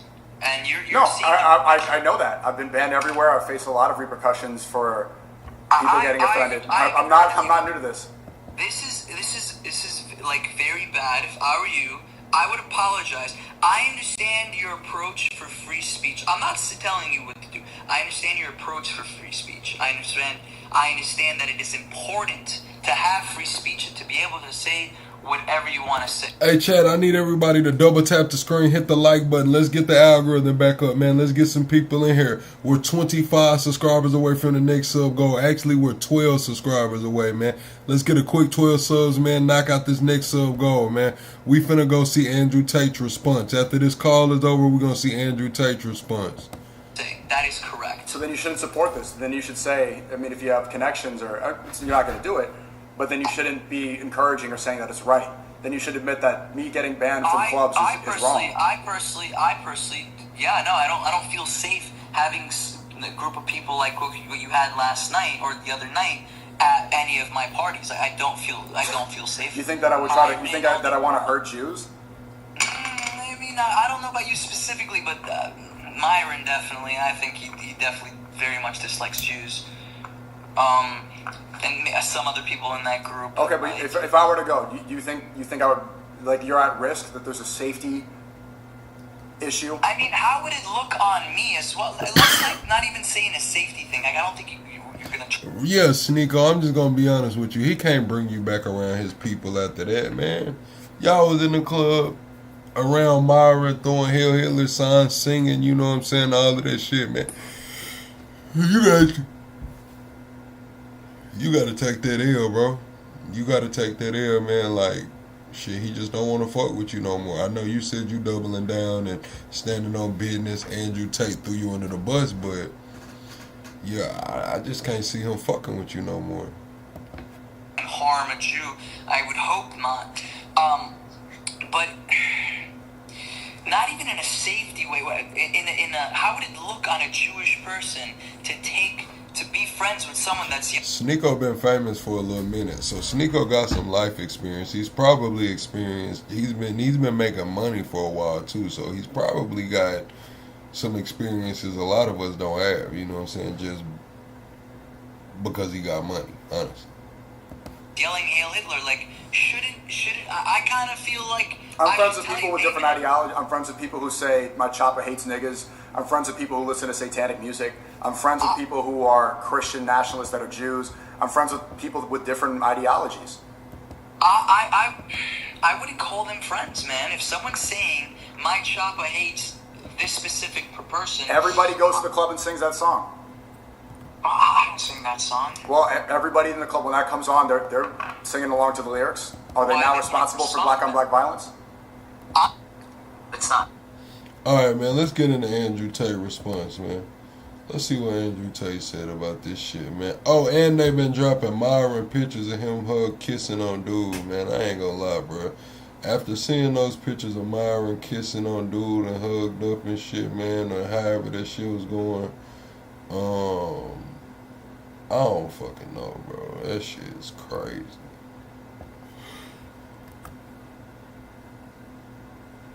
That shit is wild, bro. It just made me, like, soon as I seen the pictures of Myron hugged up on dude, it made me think about that clip yesterday where he was at Michigan and that kid asked him, hey, would you rather have a gay son or a thought daughter?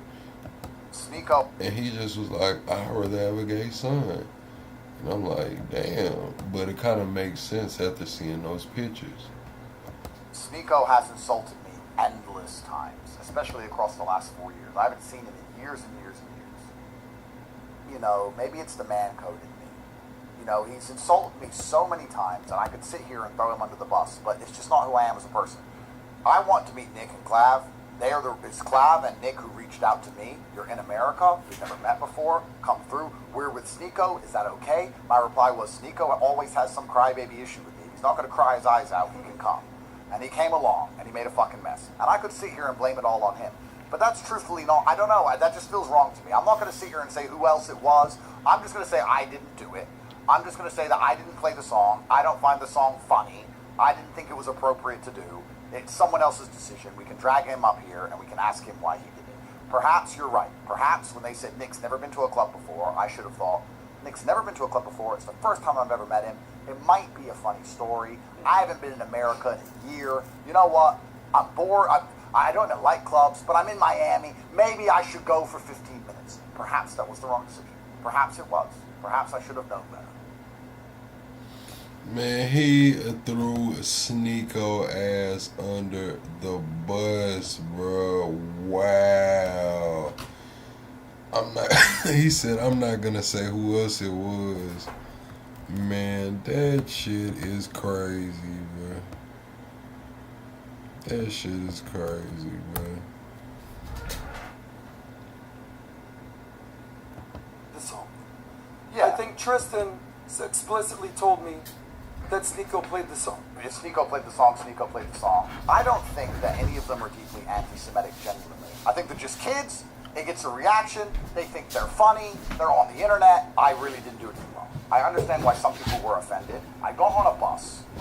Full-grown men made decisions while I sat on my phone. I then got off the bus and stood in the nightclub while other people played songs while I sat on my phone. So it's so clear that songs like this can't be played without meeting genuine power in the world. Don't you think to somebody who is completely detached from this situation, somebody at home who has nothing to do with this situation, watches it and sits and goes, see? They are in charge of everything. I understand how these things get attached to my name. It's very inconvenient for me. I have Jewish business partners. I have tech teams in Israel. I have things going on, and I get a mess from this crap too. I'm not here to beg sorry from anybody. I was in a van, and I was in a club. That club also played songs about beating the shit out of women and shooting black people.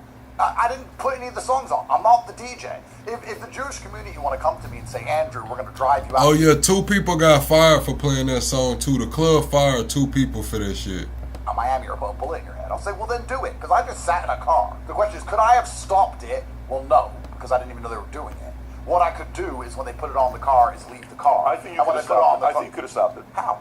I think you could easily stop it. How? You're the leader of all of these guys. They all follow your lead. And by the way, I even saw a clip, I think the Nicholas guy was calling you out in a clip a few weeks ago. Yeah, Sneako. He was calling you out in a couple things. Sneako does loads of clips insulting me all the time. It's Clav and Nick who reached out to me. You're in America. We've never met before. Come through. We're with Sneako. Is that okay? My reply was, Sneako always has some crybaby issue with me. He's not going to cry his eyes out. He can come. And he came along, and he made a fucking mess. And I could sit here and blame it all on him. But that's truthfully not, I don't know, that just feels wrong to me. I'm not going to sit here and say who else it was. But Sneako's not your friend, bro. Because in my opinion, those are the 2 biggest culprits. Sneako and Myron. And playing the song. And even though Sneako's insulted me 1 trillion times, and even though he put the song on, I just don't think it's prudent for me to sit up here and throw him under the bus. Even though, you know, maybe I should. Maybe most people in my position would say, Sneako's insulted me a whole bunch of times. He's going to insult me again next week. That's all he ever does is flip-flop. I didn't even want him there. He got invited by the other guys. He put the song on. He got me in trouble. Perhaps I should sit here and just blame some other dude. But what I'm actually just going to do is tell my side of the story. Tomorrow, the BBC is going to print Andrew Tate, misogynist, sits on Patrick Benjamin. My ideas are dangerous because they're convincing young men to dangerous. Bro, I'm not going to lie, bro. That's fucking dry snitching, bro. Like, he's fucking dry snitching, bruh. What? Top G. Not Top G. He's dry snitching and dressing it up like he's not telling. What? Prudent for me to sit up here and throw him under the bus. Even though, you know, maybe I should. Maybe most people in my position would say, Sneako's insulted me a whole bunch of times. He's going to insult me again next week. That's all he ever does is flip-flop. I didn't even want him there. He got invited by the other guys. He put the song on. He got me in trouble. Perhaps I should sit here and just blame some other dude. But what I'm actually just going to do is tell my side of the story. Tomorrow, the BBC is going to print Andrew Tate, misogynist, sits on the Patrick Bet David podcast, and my ideas are dangerous because they're convincing young men to do dangerous things. Crime against women is bad because of Andrew Tate, and they're going to say it's because of me on podcasts with my ideas. Make women women again. The answer is certainly not feminism and wokeism, but the answer is certainly not keeping your women in hijabs. So, which one is it? Correct. Right. So we need to be complementary. When you were in prison and you said, none of my Christian guys will write me letters, but my God, I got a lot of letters from Muslims. Yeah. And then you chose to become a Muslim yourself. Yes. Right? And you're still practicing? Would you Yes. still consider yourself? Yes. Yes. Have you thought about leaving and going back to Christianity? No. So, do I want to live in America and Miami? Yes, but I don't want to live in a clown show. I don't want to live in this mess. I have 4 women with 6 children in Dubai. I'm going to bring them all here. I'm going to bring all my kids. I'm going to buy all these houses and all these things, knowing that everyone's out to get me. No, I already told you 3 years ago. Dubai is the place for you. If you want to go, But isn't that wrong? No, it's not. It's the life you're choosing to live. What's the life I'm choosing to live? My life is cleaner than 99% of people in this city. There are people here in this free country living lives far more degenerate than anything I do. I sit on the internet with opinions. I sit on my laptop and I go to the gym. That's it. So I'll ask you this. You want to go back to the UK and live under a sham democracy communism? Of course not. You want to go live under Sharia law in Iran? I understand. Hell no. Listen. So yes, I understand America has problems. Yep. But you're coming into the wrong room to play the America's bad victim card. I'm not playing the America's bad. Checked his ass, didn't he? And I'm an American. What I'm trying to explain is for my own personal scenario, my own personal situation, I'm trying to optimize for stability. And that's in the most chaotic region of the world. Yep. There's a little country called Dubai, or called UAE, it's actually doing it right. Yep. So this is why when people take the Islamic extremism, I go, well, it's not everywhere. They actually have a peace agreement with Israel. Yep. The 2 probably most stable countries in the Middle East. That's true. Whether you like Israel or not. There's Jews all in Dubai. Because it's GDP, not GDT. Gross domestic product, not gross domestic terrorism. Yeah. Where would you say we are right now in this cycle of Israel? The topic of Israel, it's always the Jews. It's the Jews are in charge. They're doing this. I think the Gaza situation was putting a huge spotlight on Israel. That seems to have died down now. The flotilla's gone and the bombing has stopped. That's a big part of it. I believe there is a huge percentage of the young male population which are so disenfranchised with the system that they're looking for somebody to blame. They're sitting here going, well, this system's broken. Who's behind this system? Why am I living in such a broken system? And there is a theory, and there's many theories as to who's in charge of the world or who built this system or why the system's so broken.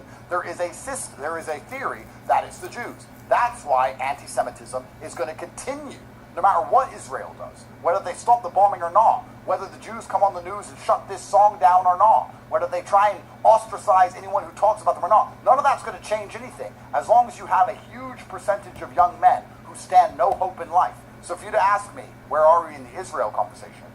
I don't think it matters what Israel does, or Bibi, what he says, or what Trump says. I don't think any of that matters. When you have all these men out here who have no hope of building a good life, they're going to find somebody to blame for it. They're turning to anti-Semitism because they're revolutionaries, because they feel completely lost. If young men could get a girlfriend and buy a house, anti-Semitism would disappear. No.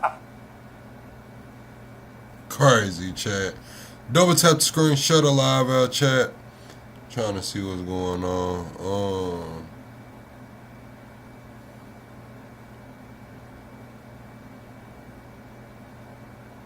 They're trying to get Christian on to testify before Congress over ICE actions. I'm finna open the phone lines, chat. Hold on. I'm finna open the phone lines, chat.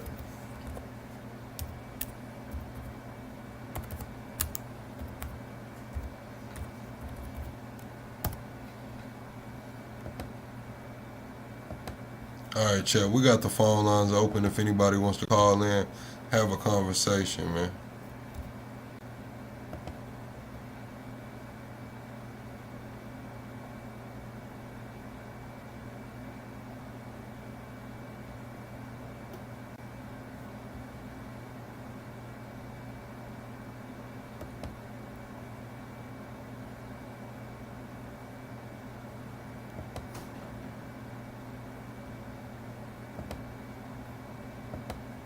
Damn, hold on.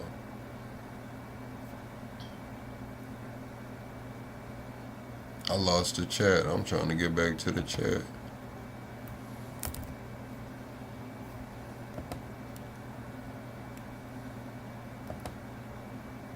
Alright, bet. Alright, we back to the chat.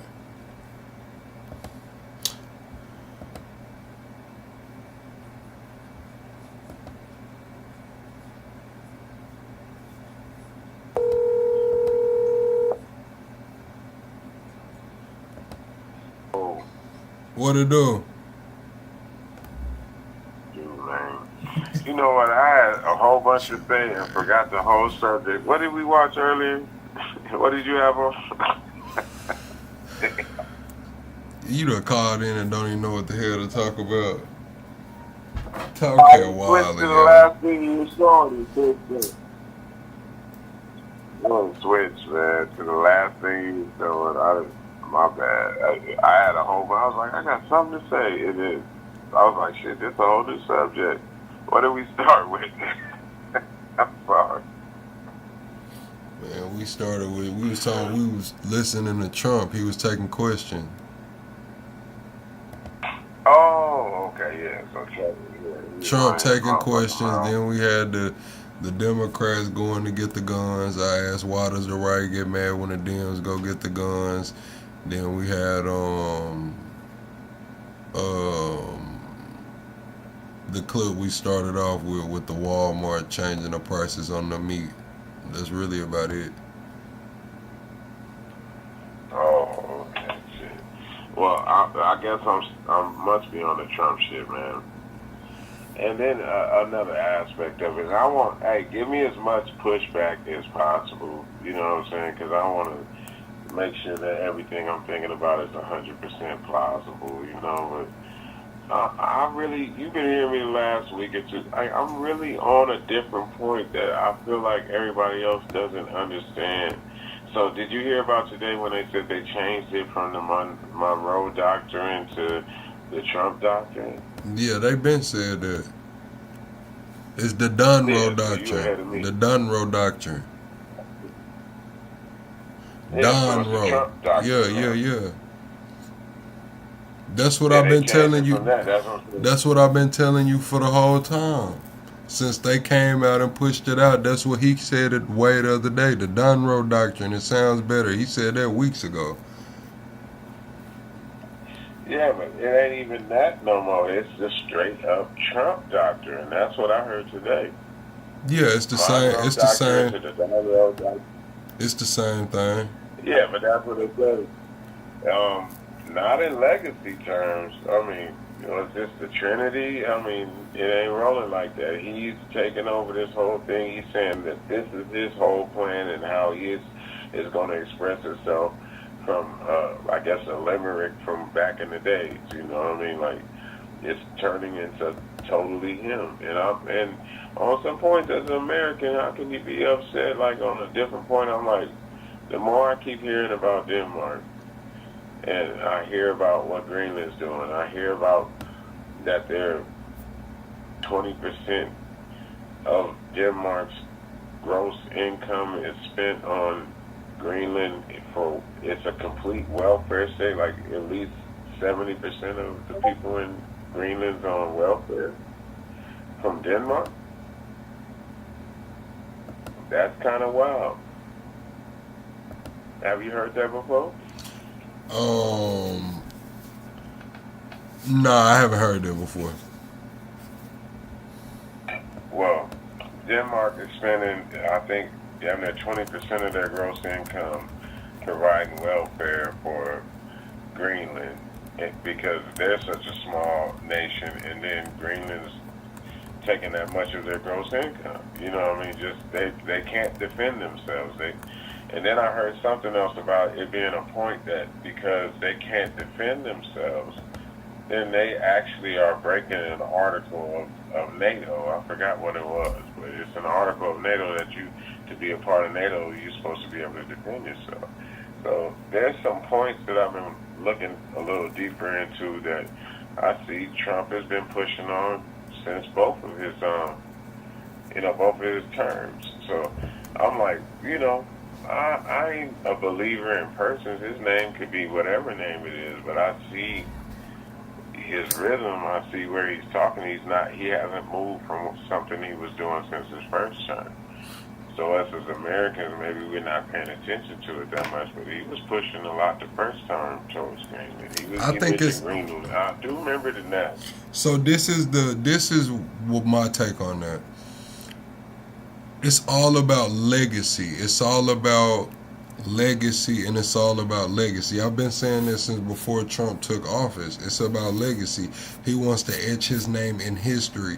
He wants to be one of those figures that are talked about 200 years from now. How we're hearing about, James. We're hearing about George Washington and Abraham Lincoln. He wants to be one of those type figures. So what is he trying to do?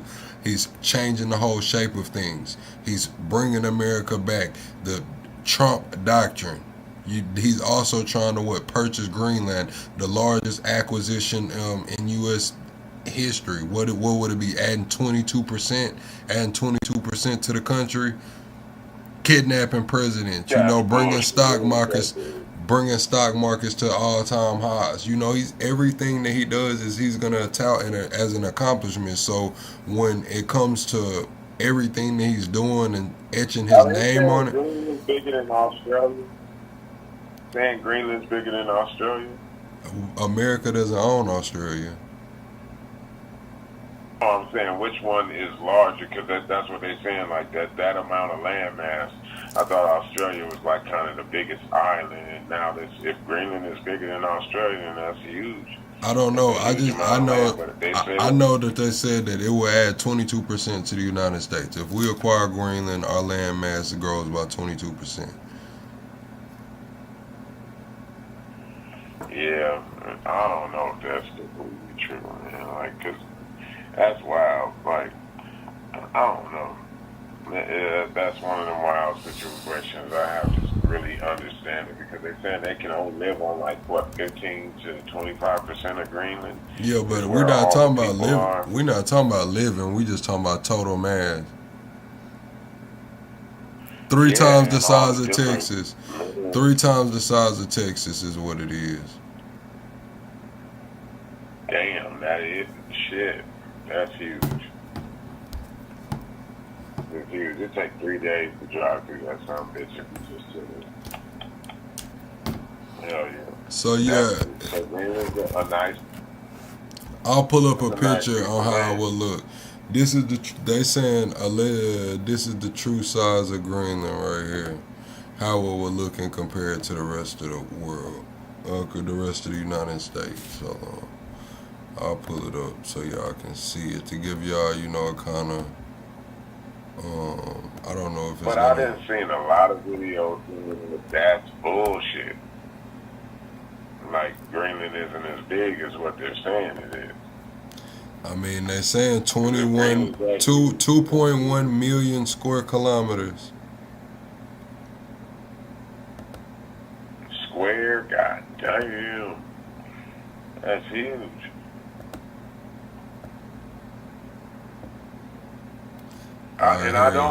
Man, it's just something in my. I don't believe it's that damn big. Like, just the stuff I've been seeing about it, the same way that they said certain places can fit in it. And how many Greenlands can fit in Africa? Probably a lot, especially if Africa's. All right, this is how it will look if you lay Greenland on top of America. I can't see that shit, plug. I'm on the phone. Well, basically, it spans from the Great Lakes all the way down to New Mexico. Half of the United States. 22%, a little over a fifth of the United States. And that's with what the fuck you talking about? That's with what's the northern fucking state we just acquired? The last state, Alaska, right? Which is the biggest state, right?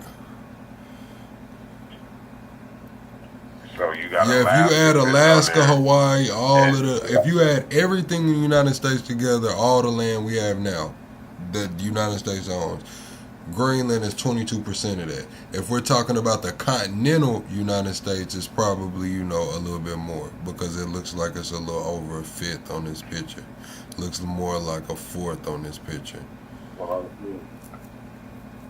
from what I saw, they said that they're lying about Greenland like a motherfucker. It's not as big as what the fuck they're talking about. That's by how it sits on the globe. They have it like it's that large, but that's expanded by the globe. It's just a regular ass landmass. It's nice size, but it's kind of weird to think that Greenland would be bigger than fucking Australia. I don't know. Australia might be larger than that, though. But I thought that was the biggest island. They were saying Australia was the biggest island. Larger than Alaska by a good amount. Alaska is 665,000 square miles. Greenland is 836,000 square miles. They're saying it's roughly the size of Mexico. Mexico? God damn. Mexico is huge. Yeah, well, shit. That's a nice view. And I heard a little argument today. Greenland's a little bit bigger than Mexico. They saying it's a little bit bigger than Mexico, but most of it is ice sheet, uninhabitable, but I don't think they care about that. That's fine. We got shit to put up there. They said Australia is 3 times bigger. Australia is 3 times bigger is what they're saying. Australia is damn near as big as us, man. That's crazy.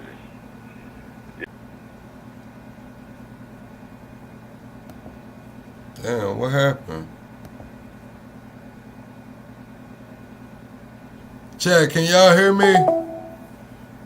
Press 1 if y'all can hear me, chat. I don't know what happened with Top Cat.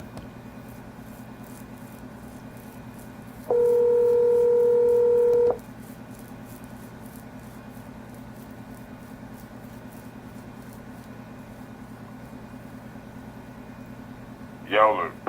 Yeah, what happened? I don't know what happened. Thank you for calling back, but I don't know if you heard what I said last, but Hawaii and Greenland. It's forefronts before you hit the continental U.S. You know, it's not a bad thought. You can play the game how you want. Everybody play Monopoly how they want to, but if you were playing Monopoly right now, you would say, it's kind of the best bet. Canada can be mad as they want to. They're going to fall in line no matter what. Yeah, because Mark Carney ass on the clock, too. Yeah. Hey, so you heard that Macron shit. Like, why is he talking that much shit? I don't know. Macron is talking shit. I seen him with them damn shades on, stunner shaded out.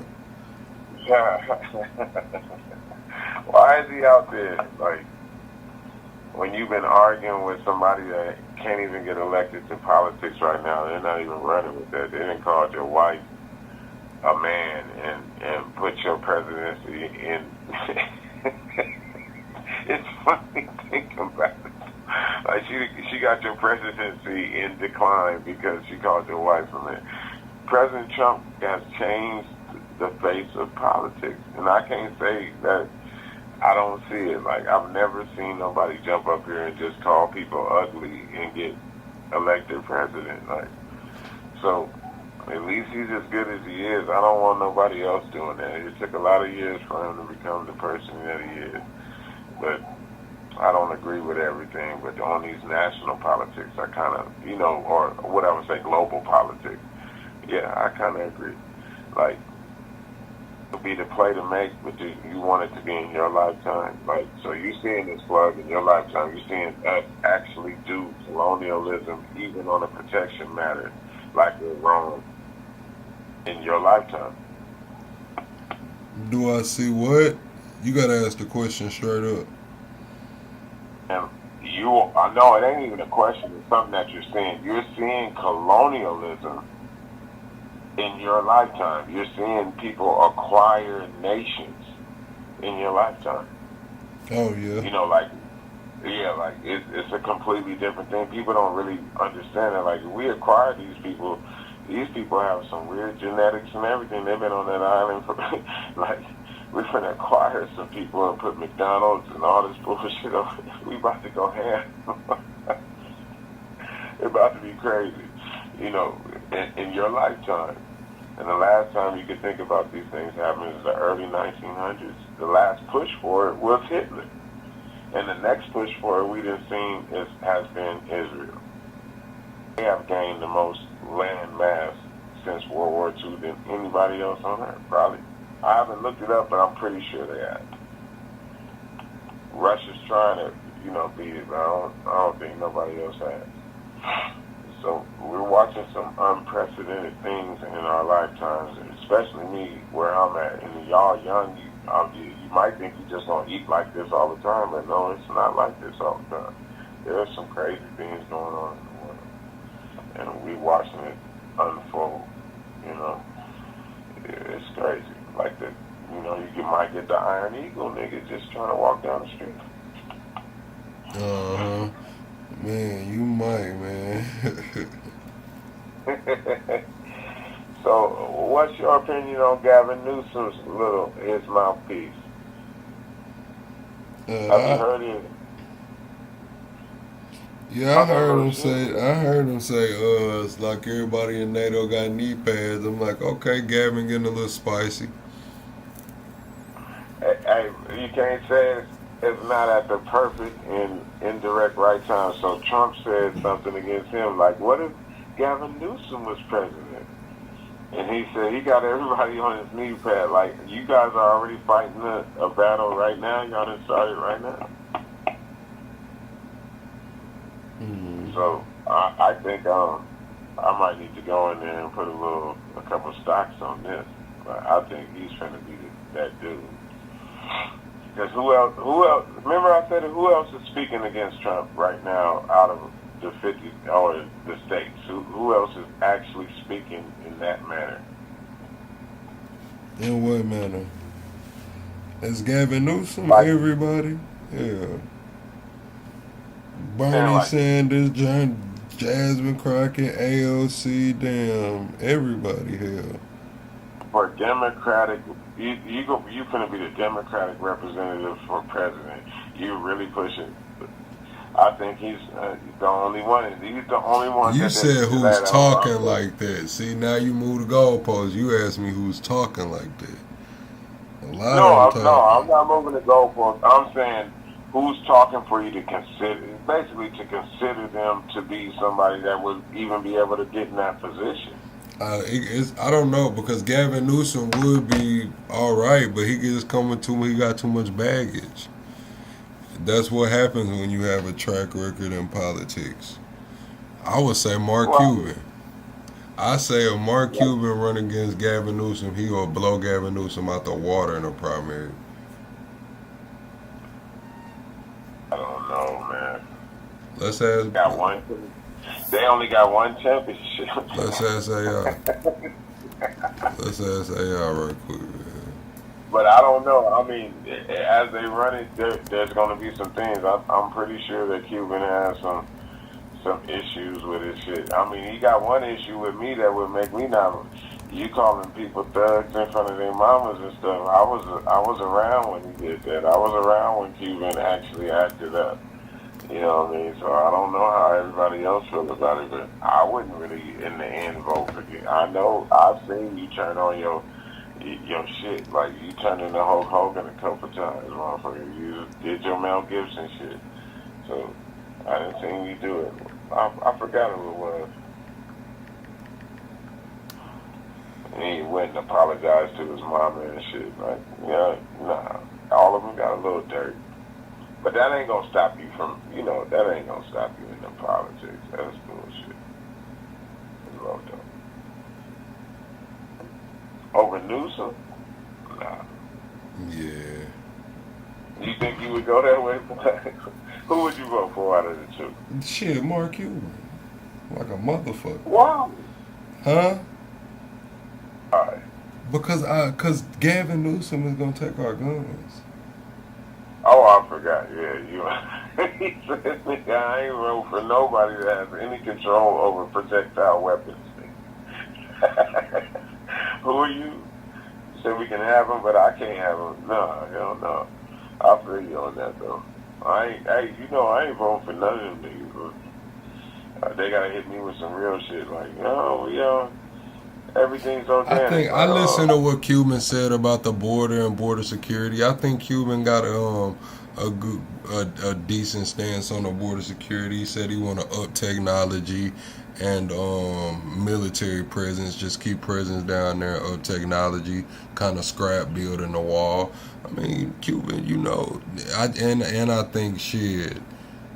So how do you feel about that though? Like facial recognition technology, bearing that it doesn't work on people like me and you to the same degree that it works on these other people. If they caught, that shit fucks us up damn near 40% to damn near 50% of the time. What I'm saying is it's coming anyway.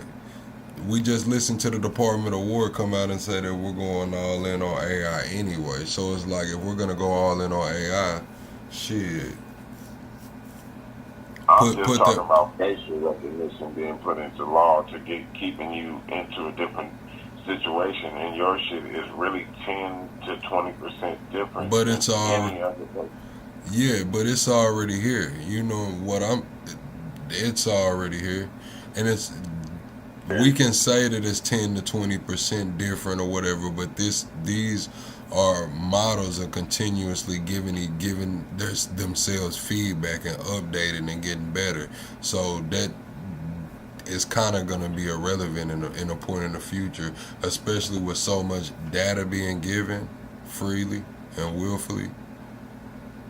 That's true. They said they can tell who you are right now. They say the governments can tell who you are right now from outer space based with all they gotta see is your ears. If they can see your ears, they know who you are. Yeah, there's some signatures that's gonna come out of every single person. Now we all have our own vibrations, ears. The next one gonna be knees, fucking toenails. They were already talking about all the different shit from breath to where they're seeing you in your house. It's a different aspect. When I look at that, that's terrific. But on another aspect of you being a human being and what they can do and where we're going to in politics, why is Greenland such focal point right now if there's not something going on up there? Because the globalist it is something going on up there, I believe, but also the globalist agenda is done. We're going to nationalism, man. Everybody's digging their feet in the ground, like, and shit. America's like, shit, we're gonna acquire as much as we can, or this administration's like, we're gonna acquire as much as we can before we can. So you think that there's new land, or they're already thinking of the next wave, which is data centers, man, they can cool those data centers for it's just a win-win. It's all working.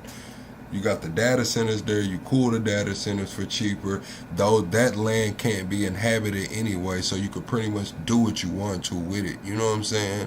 Then you have not that many of a population that's gonna be displaced. The whole landmass only has 54,000 residents, so you can do what you see fit and have those people consolidate to an area. Like, let's just be honest, eminent domain has been going on where they buy you out your land. You know, it is what it is. It's 54,000 people. They can consolidate those 54,000 people to one side of the island, and they have the rest of the island to do what the fuck they need to do with it. Yeah.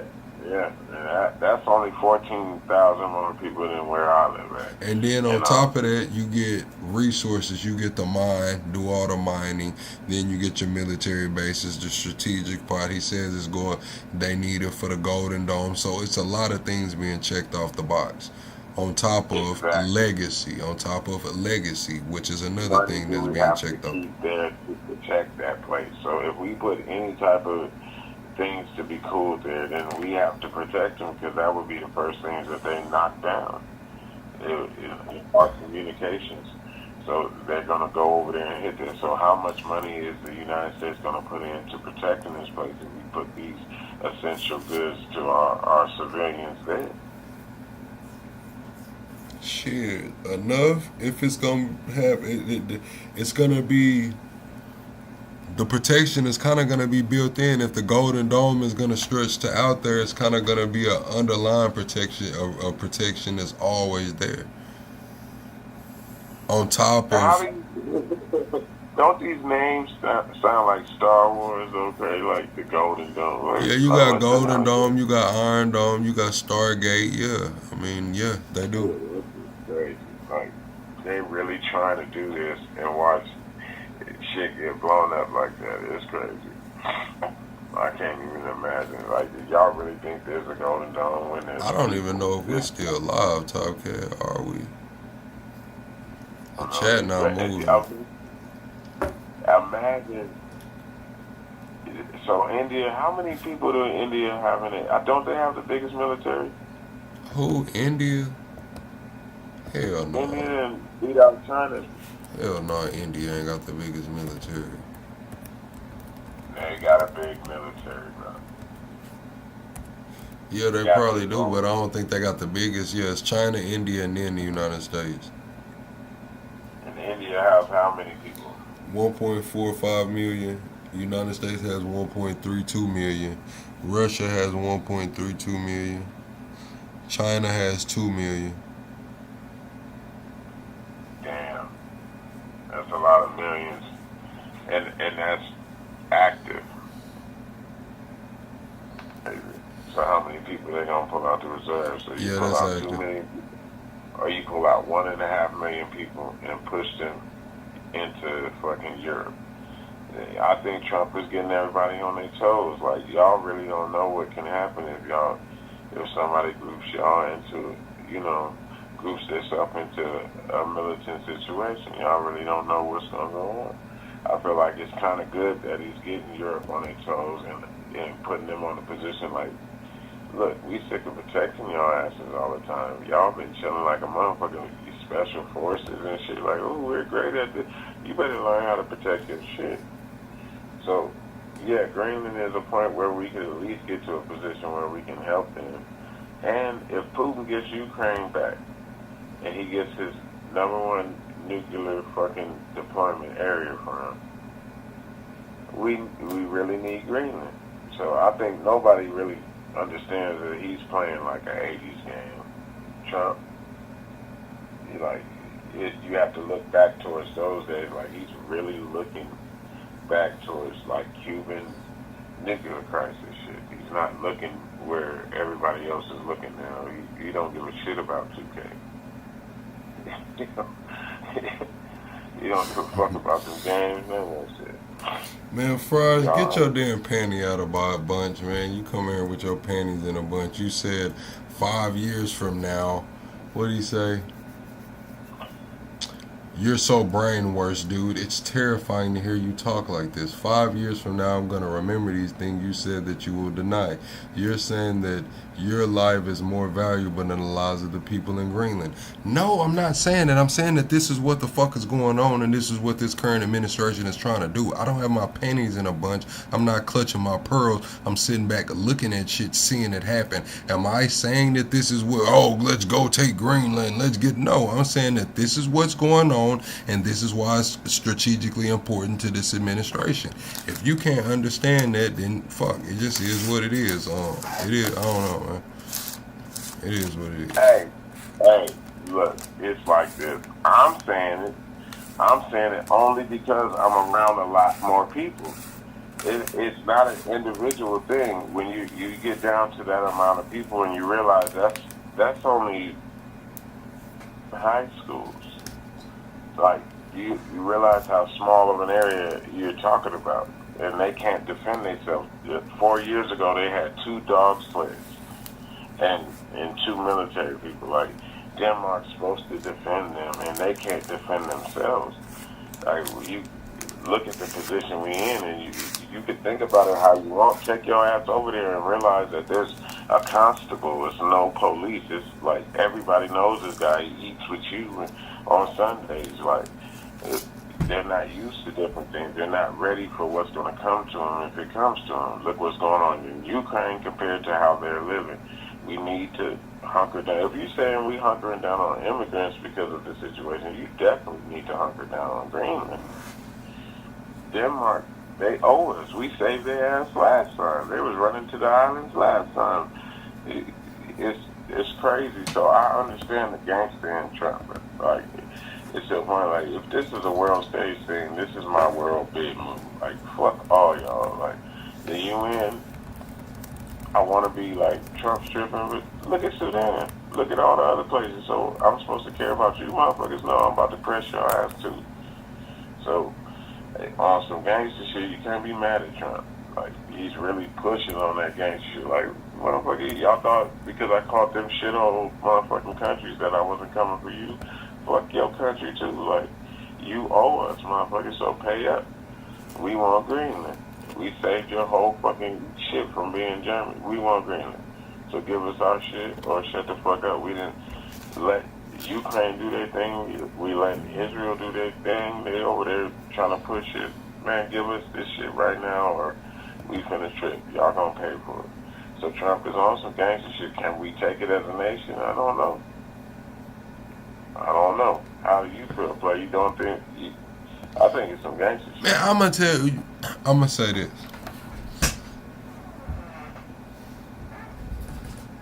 Is it morally right? No.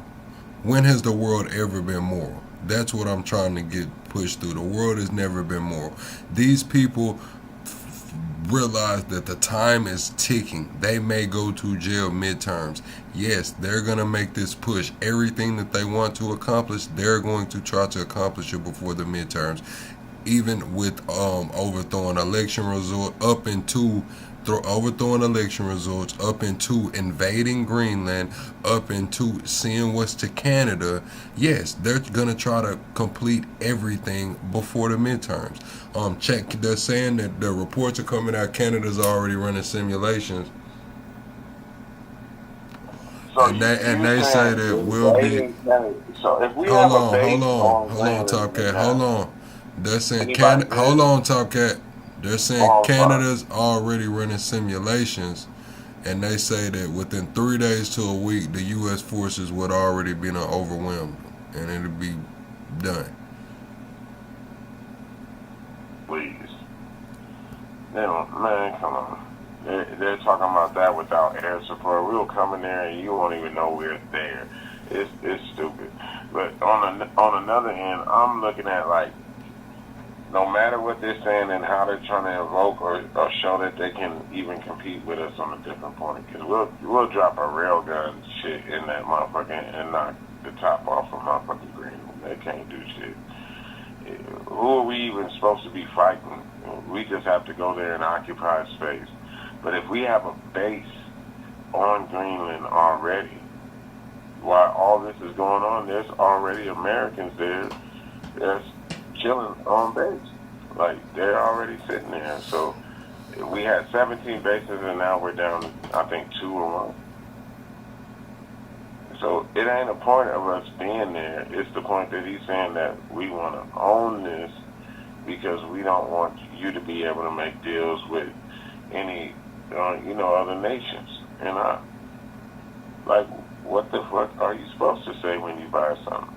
So he has his points in different directions, but it's a hell of a statement right now. But we're not arguing China going against India. We're not, arguing these different fights that's been going on for all these times. It's what they're putting in our face. And right now we're seeing that, just like the Iran conflict. Like, okay, when you say it's been, 5,000 people gone, that's less than 911, you feel me? But in Sudan, you're talking about over the time they've been there, there's been over 3-4 million people that might have been unalive. So it's like, what does the UN really have to do with anything? And somebody said that the other night, I don't know if you heard it, they said, Sudan's not part of the UN. But and nigga said, Here you And I go. said it's all right. Again. You said, and you're not condemning it. You said it's not a good thing that they're trying to do, and you're not condemning it. See, that's another tactic that y'all use as viewers to try to push me into a corner, to try to give me the answer that makes you sleep good at night. I'm not here for that. I'm not here to make you fucking sleep good at night. It is what it is. Me condemning it is not gonna do nothing. The best thing I can do is have motherfuckers prepared, get your milk, get your eggs, get your damn bread, and get ready for a motherfucking roller coaster ride, because Trump is not making any concessions. Me condemning it is not gonna stop Trump from doing what the fuck he's gonna do, man. So I'm over here being a realist, man, and I'm telling people to prepare, man. Have your ducks in a motherfucking row, man. It's finna be a rocky road, a bumpy ride, man.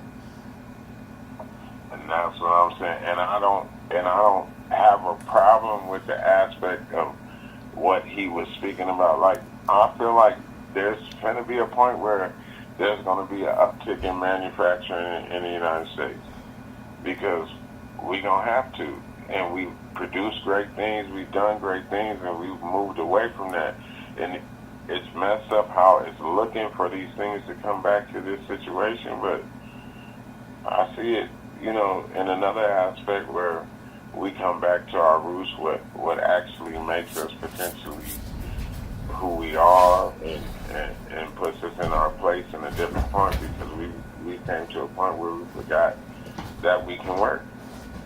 Like, the United States has forgot that we are working people. We come from a slave background. We come from the hardest working people in the world. Like, and now we're getting a reflection of that, because Trump remembers that, and he said, "I'm gonna make your slave asses work." Like you're gonna have to do your bid to get your motherfucking change. So it's coming back to that, and everybody's gonna have to change that thoughts of what life is, and all these real wives of this shit and all this bullshit, basketball shit, football, that shit's out of the window, bro. You're gonna have to hit the motherfucking road and do your work. You're gonna have to get to your job and do your work. It's not gonna be a point of, what it looks like. And I've seen it, because the logistics over here have jumped crazy, bro. Like, my whole town is gonna be like Detroit if there's no commerce. We got nothing but factories over there. And they're pushing logistics. In the most transport area in the United States, we pushing logistics. So, it's going to be American logistics again. And I'm not mad about that. I mean, y'all don't like craftsmen? But I'm not mad about us forging our own steel and doing some different things. I'm not mad about these young men having to learn different things now. Like, they took wood shop out of school. Like, why? That happened. Yeah, it's going to come back to that. No matter the technology or nothing, but I'm telling you, no matter what it is, you're going to have to learn how to move your hands and your feet. You're going to have to still learn that. So, in Arkansas, I don't know how, did they upstage a lot of fucking, like, crazy schools? Like, okay, here's the computer graphics and this and this.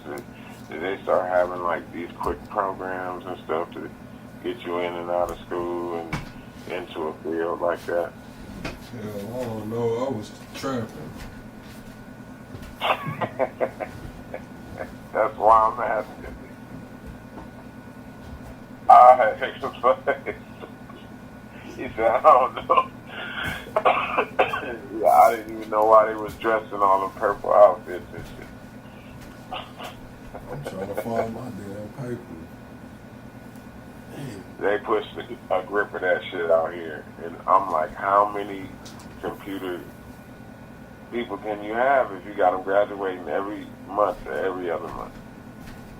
Like, so now it's just, I don't know, it's kind of like they're trying to stack them up on money. Like, how many people can you have creating terrible graphics?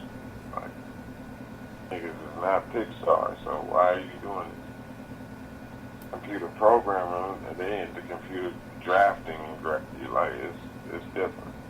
So I just see them pushing a whole bunch of shit that doesn't give somebody a complete talent or skill to survive as a human being. Like, only so many places that you can get gigs like that. Yeah, all that shit going to AI now. All that shit going to AI. Yeah, so what do you think we gonna have to do in the end? Shit, get a check.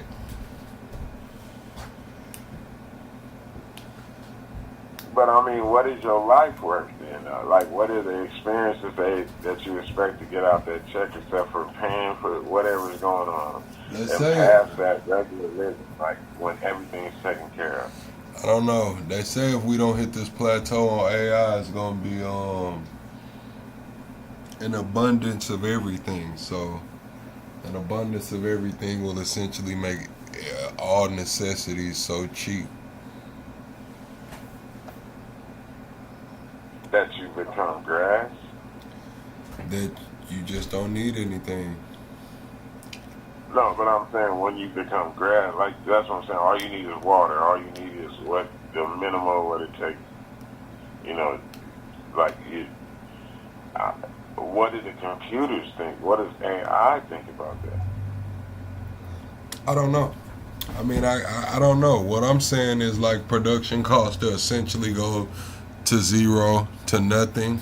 Once you figure out the energy problem, and you get the robots producing robots, essentially you'll hit a point to where everything gets so cheap, kind of like the television did. You remember TVs used to be the biggest purchase in the house, inside the household. Now it's not so much more.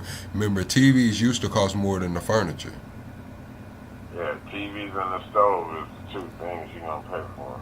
But that's not so much anymore. Now you get, you know what I'm saying, a TV big enough for you, the neighbors, and the other neighbors to watch for less than $1,000. Oh shit, you get that shit for less than $500. That's what I'm saying. So that I believe that's what's gonna happen with the robotics. That's what's gonna happen with these, you know, things. I don't think Elon got the $1 trillion pay package for nothing with Tesla. And then it'll just become a data thing, not a data thing, a power thing. Once they figure out the electricity and the power and how to, you know, get that shit going, hell, factories on factories doing everything, and then it'll just be maintenance. You have somebody come through, do maintenance. Eventually it'll get to the point to where the robots will do the maintenance on the robots. So that's where you get to, quote unquote, the abundance that these people are talking about. But I'm saying when you have robotics going in that manner, what is the need for you? This has always been that quintessential question too. Like, what is the need for you if everything is running like this? If we take you out of it, we take 90% of the waste out of it. That's the thing. But what you're not putting in the factor that transhumanism will be going on. People will be linked.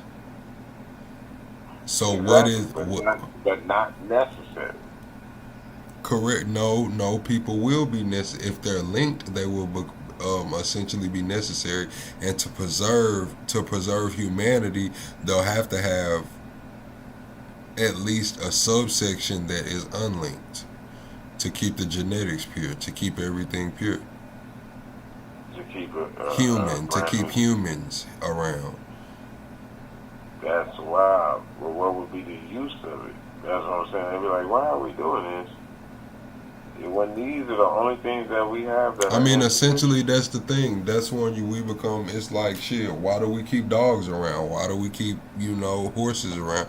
Why are elephants... You know, why is any other mammal around? Essentially, we are just mammals with opposable thumbs and intelligent. And we can learn through others' experiences. So what's...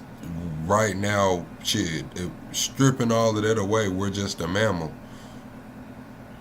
Yeah, I mean, stripping everything away, we're not going to talk about religion or, you know, beliefs and nothing.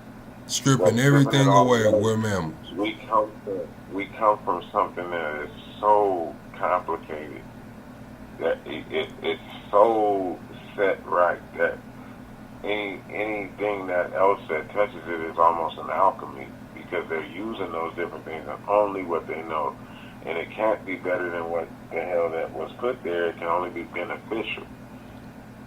But who's the thing about it is, Top Cat, who's to say that they're looking for better, or that the world is trying to be better? Exactly. When was the world perfect? Before the exactly. So if you can pinpoint a place to where the world was perfect, that means there has been a constant decline ever since. So who's to say that they want a perfect world, or that there ever will be another perfect world? There can be a different world, but not necessarily a perfect world.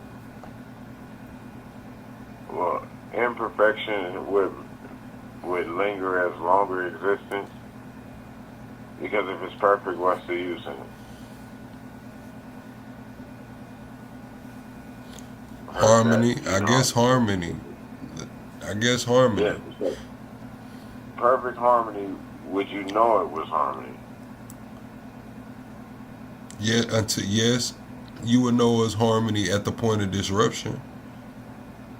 That's what I'm saying. Without disruption, basically, they always, I always heard this analogy. It would say, if life wasn't a roller coaster, where would it be? You know what I mean? So without the ups and downs, how would you know you were even in life? You'd be more like an inanimate object. You know what I'm saying? How they feel like rocks are, but they're the oldest things around. You'll look at something like, oh, that thing's old as hell. That whatever rock you're standing on, the dirt you're standing on, is older than all of that. Mm-hmm. Don't appreciate it. And so it's to a point like, I look at what things are going on, and I look at them like there is a point of life and humanity that we should appreciate as we move into this AI life. There's no way that we're going backwards from this. It's like standalone complex. It's like, biotechnology is the next step. Period. You're 100% correct on that. That's where we're headed. Biotechnology is going to be a point where, man, I can't even think of the possibilities. Possibilities are endless. What's going to happen to humanity, I don't know exactly what's going to happen, but biotechnology is the next thing, and we're going to see some wild shit. That CRISPR is wild, bro. If you can knock out some genes and put in the genes you want, it's wild. So that point of biotechnology, then with AI, I can't even imagine what the people that actually have their hands on these different technologies are thinking. It's a point of alchemy that's crazy. Like, you want to have lizard skin, like. You want to have a body that regenerates all the time. Like, it's a different aspect than what the true creation is. So it's scary to look at. I just thought about Don Lemon, man. Did you read anything about that nigga earlier? Nah. I ain't read anything about it. I guess Megan Thee Stallion is calling for his ass to be put in court or something, like to have criminal charges against him, brought up against him for that church shit. Oh, wow. Yeah, I don't know how you felt about that, but I mean, I know how you felt about him going in there, but I don't know. People running up in the churches, I mean, really think that was because it was a journalism situation, or it was a point of him having. And Don Lemon was trying to go viral. I mean, was that Sweet Jones? I mean, why did you pick the church to make that grandstand? You said what? Why would he pick the church to do that grandstand with He didn't pick it. He just linked up with a group that was already going there. And he would think that was a situation he should get into with the points in life that he has chose to have.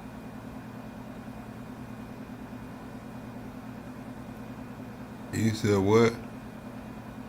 So I'm saying, I'm trying to say, his sweet ass want to run in there, and that's the last place your sweet ass should have been at, is in the altar, knowing that you're disrespecting people's beliefs, and you still went into that situation. You said what? I said a nigga gay, and he went up in the church tripping. Yeah. Hell yeah. I don't know, man. Don Lemon did a lot with that one, man. That nigga plug gonna make me say it. The nigga ran up in there. That was the last place he needed to be. Why weren't you in City Hall? Why weren't you somewhere else where other people go? You ran up your ass in the church. That was kind of hella disrespectful in the aspect, period, of how you feel. And you're not coming in there, you know, and trying to align with anybody's beliefs. And then you're going to run around saying that this is what upsetting people is. You got to make them uncomfortable. Like, he was tripping. So, Meg just don't think that his ass should be, have to go through some shit over that. Either lose some money or take his ass to jail.